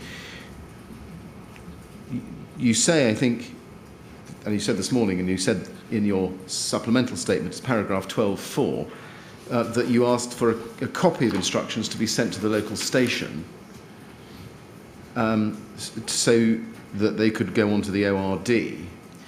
Again, it's not a 100% I would swear to it, but I know that I asked for those instructions, and I know that I referred to the ORD and explained what the ORD was and what the purpose of those instructions would be used for. So that's why I believe I asked for those instructions to be sent so they could be put onto the ORD. Well, let's see if we can just be a little firmer than that, Mr. Walton. And if you can go, please, to your supplemental statement, page 3, paragraph 12 Roman 4, you are quite clear there, 4 lines up, that you say, I recall saying that a copy of the instructions should also be sent to the local station, G27, so they could be added to the operational risk database, ORD entry for the tower. So it would be available via the mobile data terminal, MDT, on attending appliances if needed. I remember explaining what an MDT was and outlining the ORD system as part of this discussion. And then you go on. I believe the reason I asked for these instructions was because none were present at the time of inspection. I cannot be sure if this took place at the beginning of the demonstration or following it. I remember it being in the vicinity of the control panel, though. Now, can you confirm that evidence? Yeah, it's my recollection, Right. but I can't be 100%. Okay. Now, did you ever check after this that the instructions were sent to North Kensington so that they could be entered on the ORD? No. Why's that? I'd no longer got responsibility for North Kensington. I was in a different role, and I was dealing with the workload of that role, and it never entered my mind to follow that up. Now, you say you were in a different role. You were station manager at North Kensington for 8 weeks, and that 28th of April, the day of this demonstration, was the first day. During that 8-week period, minus 1 day that followed, did you not think to chase up the instructions, get them from Ryden, and make sure they were put on the ORD? No, I would expect that to be captured in the next familiarisation visit. But I thought your evidence was, as you've just confirmed, that you asked Ryden to send asked for a copy of the instructions to be sent. Are you saying now that you wouldn't expect them to be sent, but you'd wait for the next 72D visit? No, I would expect them to be sent, and if Right. they hadn't been received, I'd expect them to follow that up on the next 72D. Okay. As I say, there was a very short duration periodic re-inspection of the building going on. Yes, I follow. I don't know for certain, but I would believe it'd be about once a month or once every 2 months that building was revisited by a different watch to ensure that all watches maintain their familiarity with that building. So if we'd requested for something and we hadn't received it, I would expect it to be picked up on the next visit that we needed that. Right. Did you? But I didn't chase that up. No. I didn't find out if that had happened. Did you report back to Nick Davis or anybody else at North Ken that they should chase up those instructions and make sure that they were on the ORD in case they weren't received as promised? I never instructed anybody to follow that up. My vague recollection, and I don't think this is a reliable recollection, but my vague recollection is that I did speak about the visit with Nick Davis at some point over that 8-week period, and I did talk about the fact that there was a smoke extraction system in there and that we'd asked for instructions. But I can't put my hand on my heart and say that that definitely was something I asked and explained. It's my belief that I've got faith in myself as an officer, and I believe I would have done that. Right. But I can't point to any evidence. I can't point to any really strong recollection of doing that. No.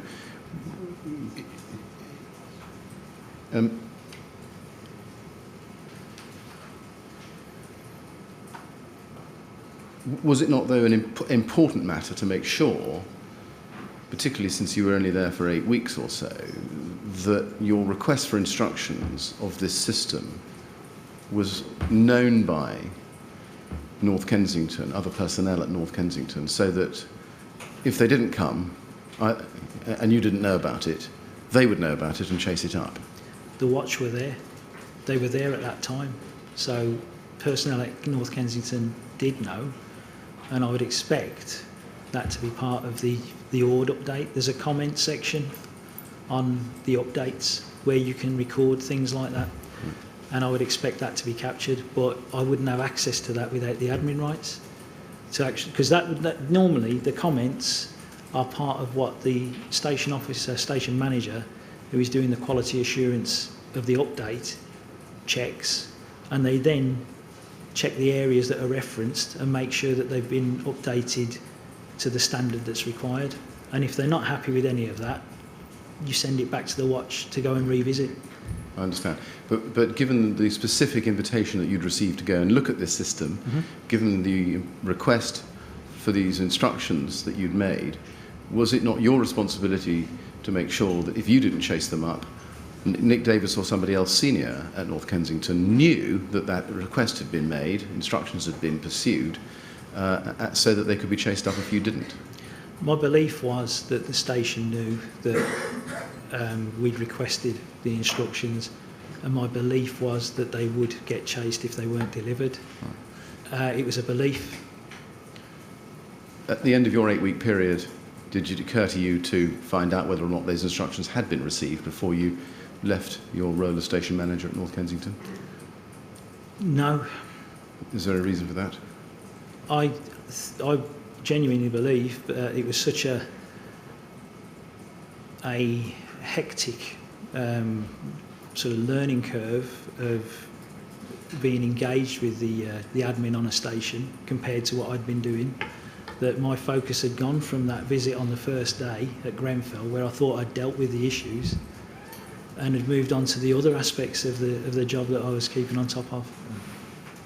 Can I ask you Mr. then? Millett, I'd quite like to offer Mr. Walton a break. Well, We've been running nearly another hour.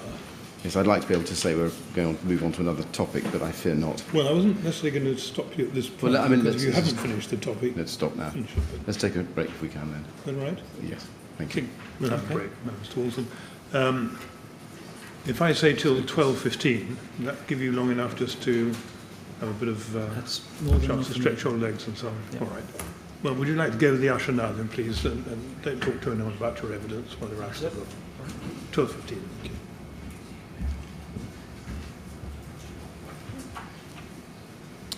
Right, 12:15, please.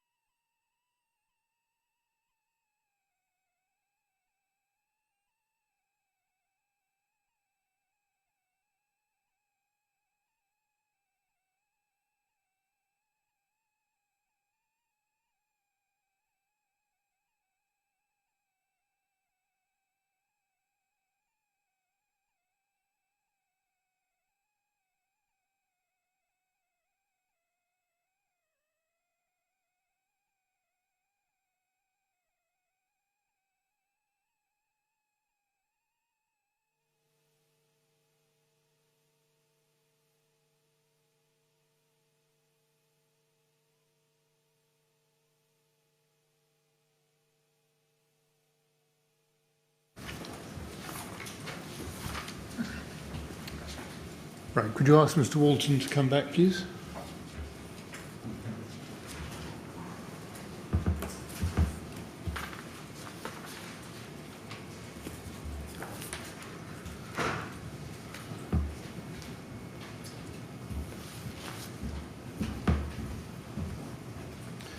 Right, ready to carry on, Mr. Walton? Sir. Good, thank you. Mr. Walton, thank you for coming back to us. Can I ask you please to be shown LFB quadruple 03596?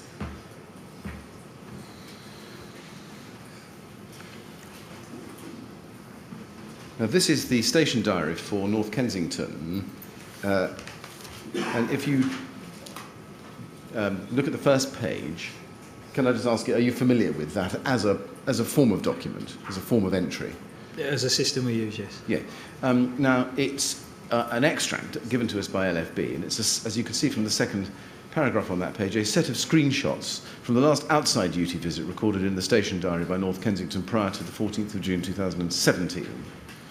And it's got on it an entry on the fourth page internally at the bottom for February 2017. Mm-hmm. My question is, do you think that there would have been a similar entry for the visit on the 28th of April 2016? I would have expected there to be an entry Right. in the diary for that, yes. Okay. Do you know who would have completed that entry? It would be more than likely to be one of the watch officers, the watch manager or the crew manager, but depending on the way the watch is run, sometimes firefighters are given permission or for their own development are asked to do those sorts of entries. Right. Not you then? No, the station manager may well right, let's walk backwards. The operational risk database is linked to the outside work schedule of the station diary. Like this document? Yeah. Yes. When you first assess a premises, you give it a risk rating. The score on that risk rating determines the level of information that needs to be gathered for that premises and the frequency that the premises is going to be revisited in the future. That then automatically populates the diary for the revisits in the future. So if it was an annual revisit, the system would automatically try to vary the watch that attended each year and would put an entry into their diary in 12 months in advance to sort of manage that revisit process. So on the shorter visits, if that's what had been specified by the station manager can set the schedule, can adjust the schedule. So for example, where Grenfell was undertaking a refurbishment, it could well be, I don't know, that Nick Davis said he wanted it revisiting every month, every 2 months, etc. He would adjust the schedule accordingly and the system would automatically vary the watch that attended each time. Right. Can I ask you then to go to the station diary ORD user guide? Actually, no, let's not look at that. Can I take you to something different? General question. Are you aware of the terms, in general terms, of LFB policy 800? The operational risk database, yeah. Yeah. And are you aware that it requires an operational risk visit whereby the ORD is completed? Yeah, again, the process is that you identify risks within your area, and there's a number of methods that you can use to do that. You do a desktop audit where you do the general risk assessment initially. That gives it its risk rating. That risk rating dictates whether it needs a visit or whether it needs an entry. And if it does need an entry, it stipulates the schedule for the revisits. Yeah. And are you aware, and I can show this to you if you like, but to try to speed things up, are you aware that particular attention should be given to fixed installations to ensure that the information on the ORD is correct? That's part of that risk assessment process, yes. Yes. Now, can I then show you a document, and then I'm going to ask you some questions about it.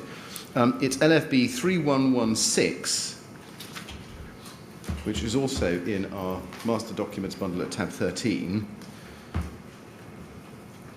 and this is what we understand to be the ORD as at June 2017 for Grenfell Tower. Just looking at the first page, you can see that its latest date on it is the 28th of April 2017, and then earlier visit comments run down back through 2016 to 2015, and then 2012 on the second page. There's no need to go to the second page. Are you familiar, or do you recall seeing this when you were at North Kensington, or was this barred to you because you didn't have the IT rights? Now, this is a printout of the ORD system that would be uploaded onto the MDT. When you access the information on the MDT, this is where that information comes from. So the comment section is where I referred earlier to. I would have expected a comment to have been put in there. Yeah. And that's where that comment would have been made. It would be dated, and the person who made the comment would be in that final column. So if a station manager does the quality assurance and isn't happy with what's there, they put a new comment in and explain what it is that they need to be done and when by, right. And that would be on there. Now, looking at the first entry, 28th of April 2017, it says there are no comments applied for this visit. User Davis N9. I'm assuming that's Nick Davis. I would make the same assumption with the information. You don't know? Is that, I don't know. I'm assuming, but it makes sense. Right. Yeah. Does that mean that you didn't input anything into the ORD which would then be reflected on the mobile data terminal when you came back from your 28th of April I'm sorry, I'm showing you the wrong reference and it's my fault. If you go down the page, I'm sorry, forgive me for that. If you go down to the 30th of April 2016, let's start with that. Building works continuing. However, the entrance and reception area are fully open. Dry rise are fully operational and located to the left of the entrance. Negative pressure ventilation system installed to lobby area of each floor, removing smoke from fire floor only. Panel for this located in reception area. Do you remember whether that was you who entered that into the ORD system so that it would appear there on the MDT if you printed it off? It wasn't me. It would be Foster A, whoever that reference relates to, and it would have been entered on the 30th following the visit that they gathered that information. From where I referred earlier to, I would expect that detail to be in the comments. That's where I would have thought that would have been captured, that a request for operating instructions to be posted to the station had been made. That's where I would have expected it to be captured. The reason I wouldn't know that was there was I didn't have the admin rights that would put that quality assurance into my work queue. It's basically the watches have a work queue, and that's where the visits would appear. I think we've got your answer. Yeah. Okay. So then just going up the page, 10th of May 2016, plans are required for MDT, and Davis NI enters that. You were station manager at the time during this period, because 10th of May is within the 8-week period you were there. Do you remember the circumstances in which that entry was put onto the ORD? Plans are required? I can speculate. No, don't. I don't know. Right. Then I can explain. Well, not if you don't know. Yeah, but I can explain. Well, let's wait and see if Mr. May asks you for Well, my question was, do you remember? I mean, let me ask it a different way. Do you remember a visit or any other information to Grenfell Tower which led to somebody, looks like Nick Davis, possibly putting into this system plans are required for MDT? The previous comment would have been placed on the update by the officer that was recording the update. That would then get sent to the work queue of the officer with the admin rights to quality assure the entry. Because I wasn't given the admin rights, that would have gone to Nick Davis's work queue. He would have viewed the entry And he, obviously on that comment, has identified that there aren't adequate plans attached to that entry, and he sent it back as a rejection to the watch that carried out the inspection, or to another watch that is scheduled to do the next inspection, stating that plans are required for the MDT. Right. And then you see the entry above that by Foster A, 15th of May, so still within your 8-week period, image of building added to plans. Do you remember that? Do you remember how it came about that the image of the building was added to plans? Again, the process would be that because Nick Davis was the officer with the rights, he'd sent it back to the watch that carried out the original inspection. The officer has taken that comment and they've responded to it by obtaining an image of the plans and adding them to the MDT, adding them to the ORD system. Right. Now, this is me interpreting the flow. I've got no personal knowledge of that. Well, this is me just interpreting the process. Now, go to your... We'll come back to this document shortly, but if you can go back to your statement, your first statement, please, page 12, Mr. Walton. You say in the final paragraph on that page,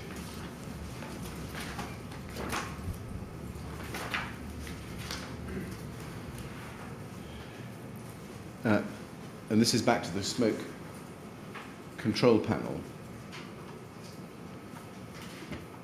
You say, we have the control panel on the ground floor shown to us, and I think I asked if I needed to make notes, but was told, no, if ever there was a fire, it's an automatic system, but if you did want to use the system to help you fight the fire, the caretaker lives local and will always be at the fire anyway, so he would be able to do it for you or tell you what you needed to do. And you go on, I wasn't based at that station, so I didn't go into the ins and outs of what you would press and what you wouldn't, because I felt it was information I wouldn't retain, rightly or wrongly. It was the sort of thing I didn't need to know. In your supplemental statement, in paragraph 13, you say, and I paraphrase, in your experience, it's normal to have contact details for persons who can be called and asked to give advice about the building in the event of an emergency. Now, all of that you say, first question, in your experience, is it common that the operation of a smoke clearance or smoke extraction system would be dependent on finding an off-site caretaker or responsible person? No, that's why we wanted the instructions, but it is normal to have people identified who can assist at an incident with additional information. Right. Did you, or anybody else, to your knowledge, think to put the caretaker, the requirement for a caretaker to operate the smoke system onto the ORD? Again, going back to the previous answer, it wouldn't be a requirement, but I genuinely would expect the fact that the caretaker lived locally and would be available to be captured, and that their contact details would be captured. There's a section in the ORD for recording those sorts of details. Right. Were you given the caretaker's details? I can't remember. Right. You say there's a section in the ORD for recording those. You are right, and I can show you that. If you go back, please, to the ORD, tab 13 of our documents bundle, LFB quadruple 03116. If you go to internal page 5,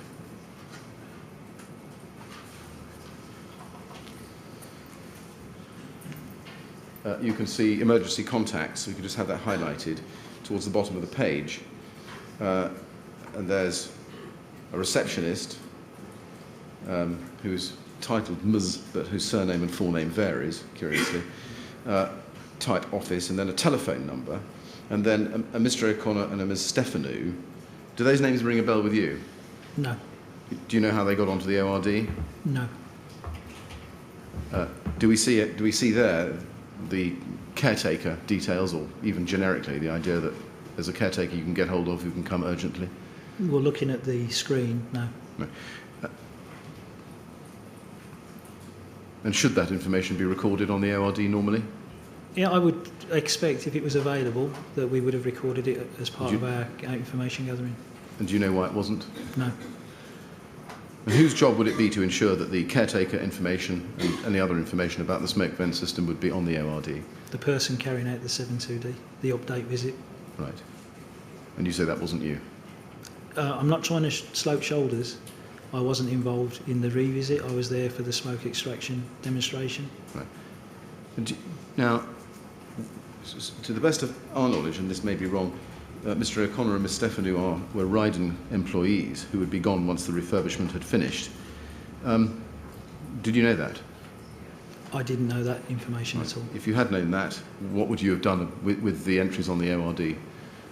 Would you have taken steps to find out who the permanent contact was? I would expect that my instruction to crews on my own station when they carry out 72D visits is to gather every piece of information that would be useful to them when responding to an operational incident. That is useful information. I would expect it to get gathered. Right. Looking at the detail about the ventilation system, if you can turn to the page before.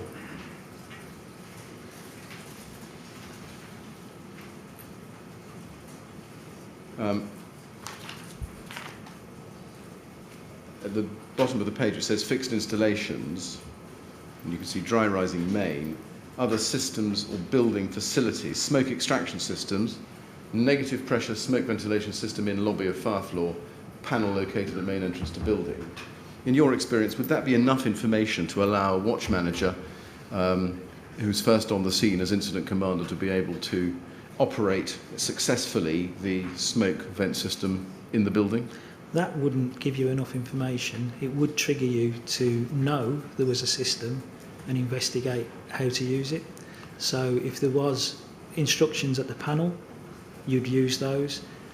Elsewhere in the ORD, there's areas for adding additional hazard information or en route considerations, those type of areas.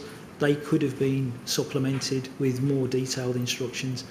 The whole point of this section is that it's rapid information that you can gather in the seconds it takes to go from the fire station to the place where the incident is. Right. It's key information, it's right. Triggers. Okay, and just finishing off this point, under en route considerations, since you mention it, if you look at the next page, we can see at the next page, in the just above the middle, you can see the fourth entry down, negative pressure ventilation system may have activated in lobby area of fire floor only, removing smoke from this area. That rather suggests, well, help me, does that suggest to a watch manager en route that the ventilation system would already be operating in the lobby area of the fire floor, removing smoke from that area at the point when the watch manager arrived? Yes, it would, and the significance of it is that they would consider the effect that the operation of that system would be having on the fire and any effect it may have on their firefighting tactics. Because it's designed to take smoke out of the lobby, but it could actually be affecting the way the fire is developing. Yeah. So they need to use that trigger to investigate that. From your visit, is that description accurate? I believe so, yes. I think that's a good enough summary for what we saw that day. But before we leave this document, we can see that it was clearly never updated with instructions. Can I just ask you to look at page 2, under the rubric Tactical Plan, Operational Contingency Plan, and then we see Grenfell Tower, Plan Name, Version 1, date effective from 30th of October 2009, date documented 30th of October 2009. Sorry, what are you looking at, Mr. Yeah, I'm not seeing it. My mistake. Page 3, I apologise.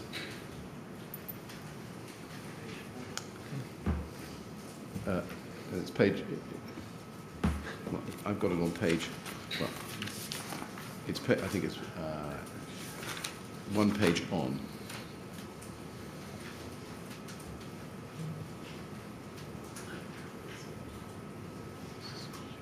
I'm so sorry. Let me repeat what I'm showing you. Plan name, Grenfell Tower, version 1, 30th of October 2009. Mm-hmm. Now, if that's what the mobile data terminal printed out to first responding crews on the 14th of June at Grenfell Tower, Mr. Walton, would you say that that was sufficient to inform a watch manager as to what the plan was? I can't see what you're talking about on the screen. Well, Just that panel Yeah. that says what the document is? yes. That's not what would be printed out. If they press print for the ORD information, they would get all of the ORD information. They would get the reams of information we have. They would go to they could either look at it on the MDT screen or they can print it off. So if they look at it on the MDT screen as they're en route, they'll go to the en route considerations, on arrival tactics probably, because that's the only thing that they'll have time to look at. Right. A bit later in the incident, it's more likely when the command unit's in attendance, this full document will be printed out, so all the plans, all of the instructions, everything else that's on there would be available. But the initial incident commander has seconds to gather their information and start to intervene. Yeah. Would it be normal for the plans for a high-rise residential block to be available at the touch of a button from a mobile data terminal? Everyone I approve, yes. Right. And do you know, to the best of your knowledge, whether the plans were available in respect of Grenfell Tower? I don't know. Right.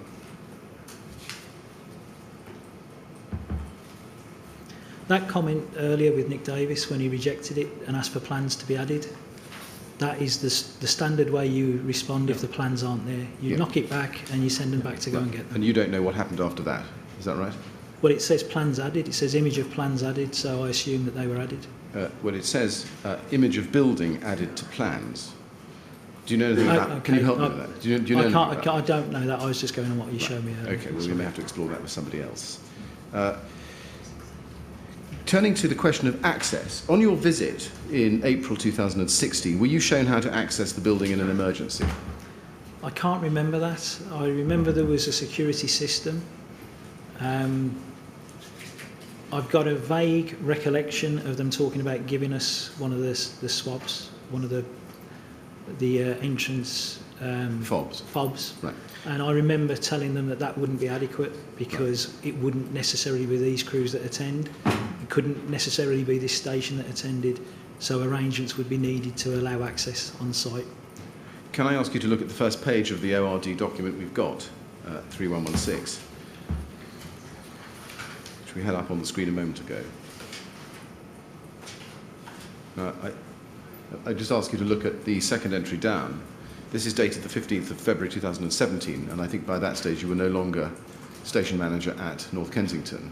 No, it's about 6 months after. Yes, and the user was Dean Ricketts, and it says all building works now complete, entry via front door. If drop key is used, this will release the internal door between entrance lobby and lift lobby. There is no 24-hour concierge, but housing offices open during weekday business hours along to the left of building opposite playground. First of all, have you ever seen this entry before? No. Right. Can you remember whether, when you went to Grenfell Tower, the drop key was demonstrated to you? On the day of the smoke extraction Yes. demonstration? No, I can't remember that. And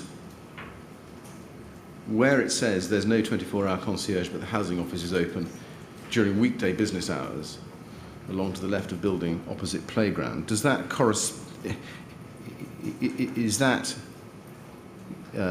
sufficient, do you think? Or would that be sufficient to enable a watch manager attending as incident commander to be able to get somebody out to operate the smoke vent?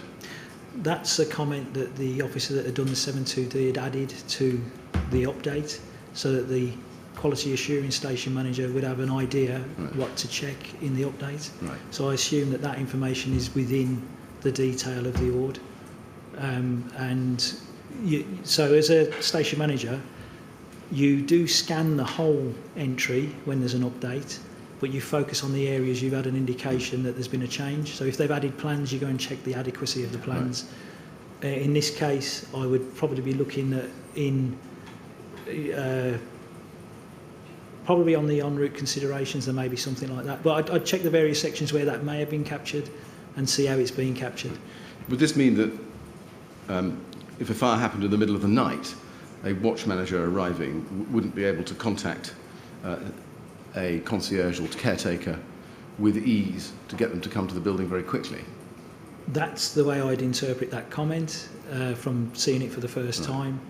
And I would probably, if it was on my station, expect it to be something in en route considerations to that effect. Right, I see. Okay. In addition to the smoke vent system, did you inspect anything else at Grenfell Tower during your visit in April 2016? I watched the smoke demonstration. We went to various parts of the building while that was happening. One of the things I asked for was a demonstration. I asked them to run the fans on a lobby, and I was going to try and open a flat door. I can't remember if it was on the lobby we were on or if we went to another lobby, but we went to an unoccupied flat. The system was run. I asked it to be run at a high speed, and then I went in the flat and I opened the door and I watched the operation of the front door. So I checked you could open it I'm going to easily. stop you. I hope you don't think I'm being rude, but you've told us that in your statement. My question was I whether you inspected the fire door on the flat while I did that. That's where I was going. Right. Did you ask to see the plans of the building at that visit? No. Right. Did you check to see whether Grenfell Tower had a PIP? I wasn't doing a 7.2D visit. I was there on the smoke extraction demonstration. Okay. So I wouldn't be asking the 7.2D questions. Right. Would that, I assume, then capture my next question, which was an information box. Did you check to see whether there was an information box? It wasn't what I was there for. I didn't. Did you know. see an information box? I can't recall seeing one now. Do you remember seeing an intercom system whereby somebody visiting the tower could buzz a resident to be let in? Literally, on you saying that, I think that's the way I accessed the building because I got there after the 7.2D had started. Right. And there were some of the other participants already there. So and it literally is this second, my recollection is that I had to press an intercom for somebody to come and open the door to let me in.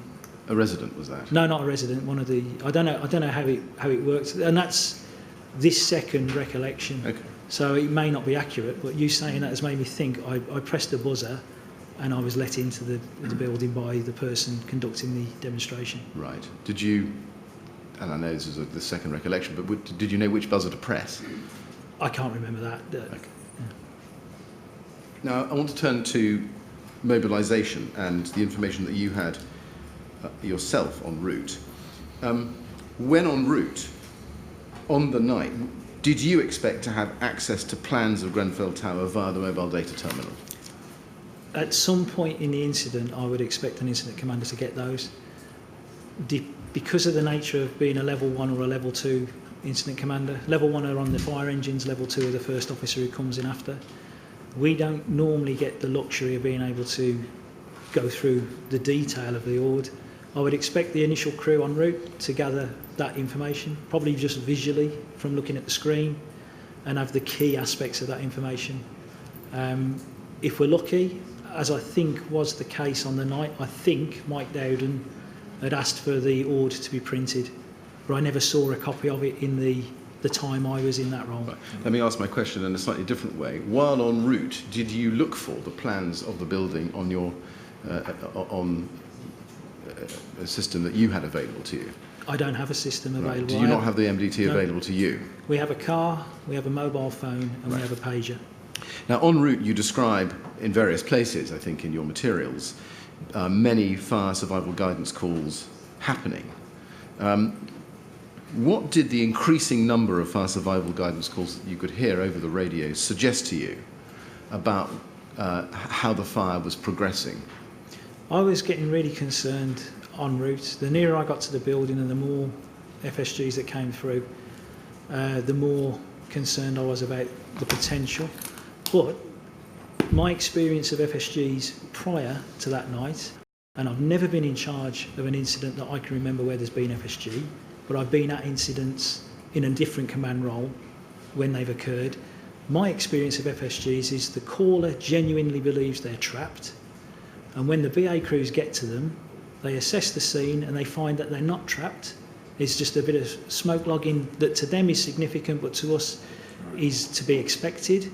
They get reassured, they stay in their flat, we put the fire out, we ventilate the lobby, and nobody else knows that there's been an issue in that flat, in that building.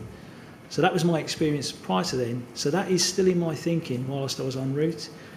I genuinely believe these callers think they're trapped. But what I need to know is, are they trapped or do they think they're trapped? Because that will affect my tactics. So that was what I was thinking. But the more calls you get, the more likely it is that they are trapped. Yes. Because everybody is under that feeling. Hearing those calls increase in volume and intensity, as you described, did that suggest to you that compartmentation across multiple floors had been breached? It was a consideration, it was a possibility. If smoke had got onto levels other than the fire level, it's an indication that the smoke is travelling, and the compartmentation is designed to contain smoke and fire. So it was a consideration, it was something I needed to confirm or clarify. Did you have it? You say it was a consideration. Did you think it? I thought it was a realistic possibility. Right. Can I then ask you to look at page 19 of your first statement, please? 3/4 of the way down the page, you say, I was driving along, looking, and people were gesticulating, it's over there. I turned the corner and caught the first glimpse of the tower. It seemed like it was on fire 3/4 of its height on one face, or at least half of its height on one face. There were visible flames. I have never seen anything like that before, ever.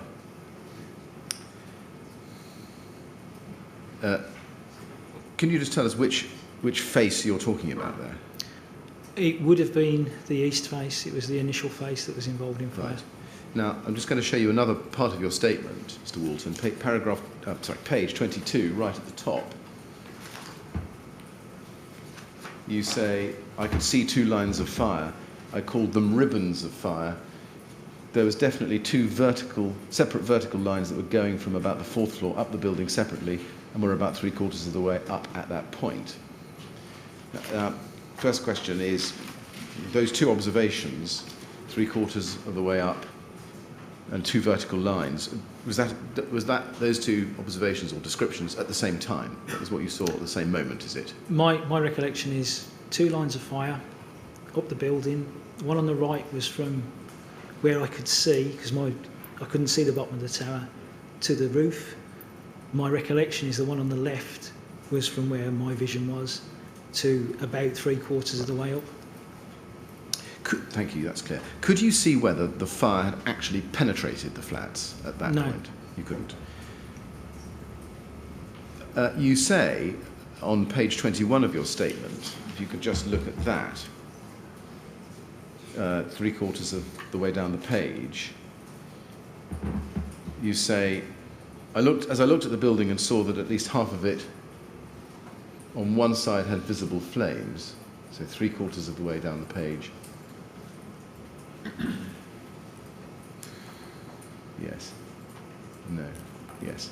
I saw that at least half of it on one side had visible flames and thought, I know what's happening here. It's got balconies. They've got a load of crap on the balconies. There's been a fire in the flat. It's gone on the balcony and then it's gone up the balconies. These are balconies on fire. That's not a problem. And I was literally thinking, he's over-resourced this. He's overreacted.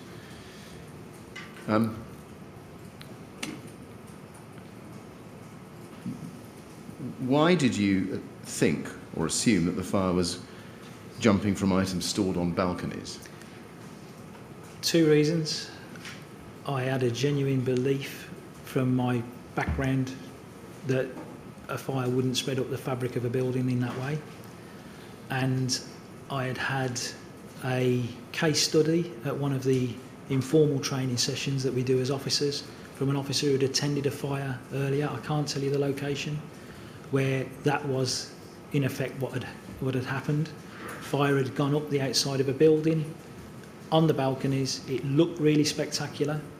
It got resourced as though it was a very major fire, and yet it was dealt with fairly easily because the fire was fought in a way that kept it on the balconies It never entered the building, it never breached any compartmentation. Even when you thought that it was balconies, did any thought cross your mind regarding the safety of the residents in flats facing the fire on the east face? 100%, yes. Yeah. And did you think about the need for any kind of evacuation of those residents? Not evacuation. My thought was that we needed to get fire crews to confirm that we were keeping the fire out of the building. So that was my thought process. Yeah. We'll come back to that in probably after the break. Before we do, can I then turn on to the next subject, which is your arrival at the scene. And the first thing, I think, is the command unit. We don't, I think, have a status 3 time for you in our records. Are you able, standing there now, to tell us even roughly what sort of time you arrived? I can refer to the timestamps that have been used by LFB in the operational response. I've looked at that document. Yeah. They've estimated my arrival time as 01:40. Now, I assume that was because of a status 3 being sent. I did send a status 3. I arrived at the incident. I could hear the FSG traffic. I didn't want to block the radio traffic by booking in attendance with my radio. So I attempted 3 or 4 times to book in attendance via mobile phone, and understandably it just rang out because it wasn't a priority to the control room. So eventually I was forced to go for going over the airwave radio, and it took 2 attempts of calling up control before I was answered, but I was answered and I did book status 3. I don't know why it's not recorded in the log.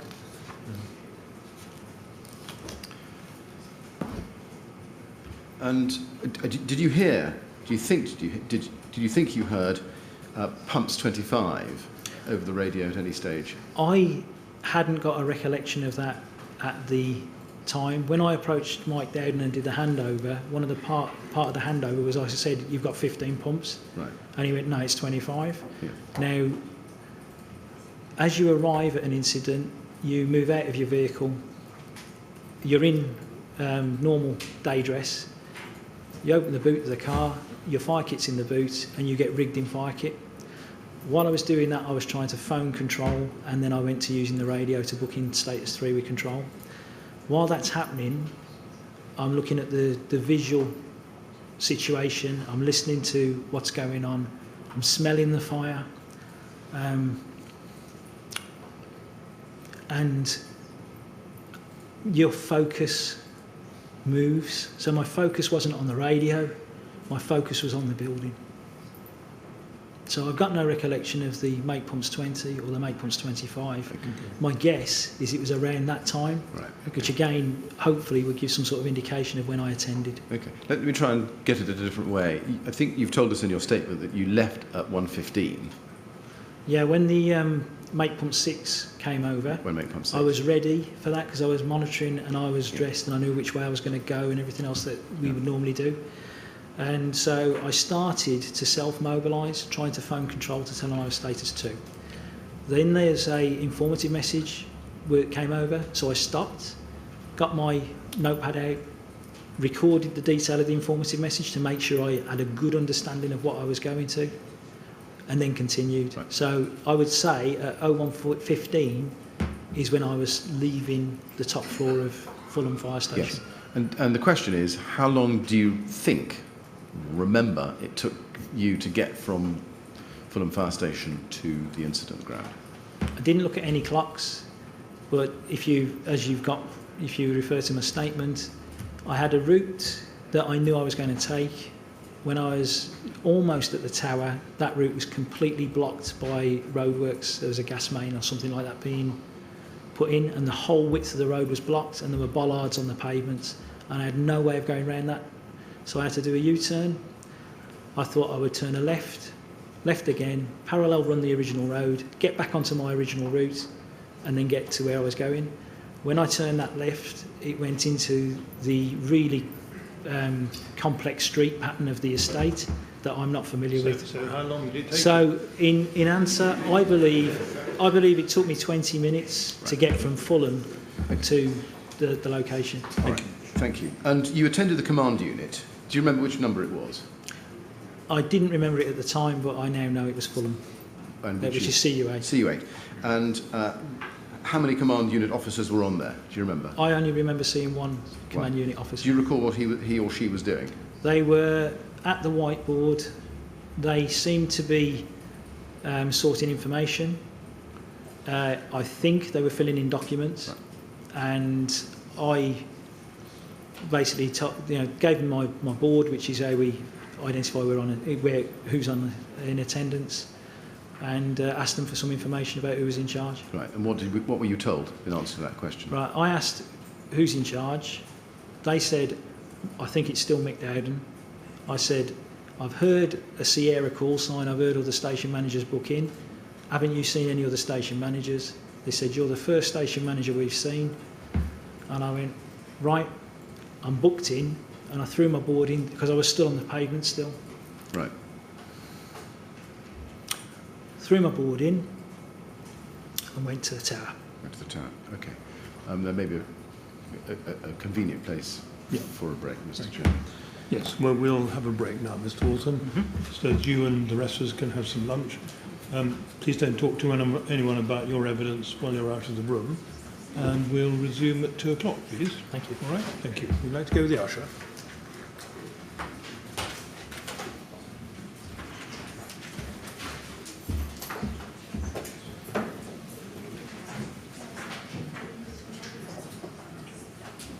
Two o'clock, please. Thank you.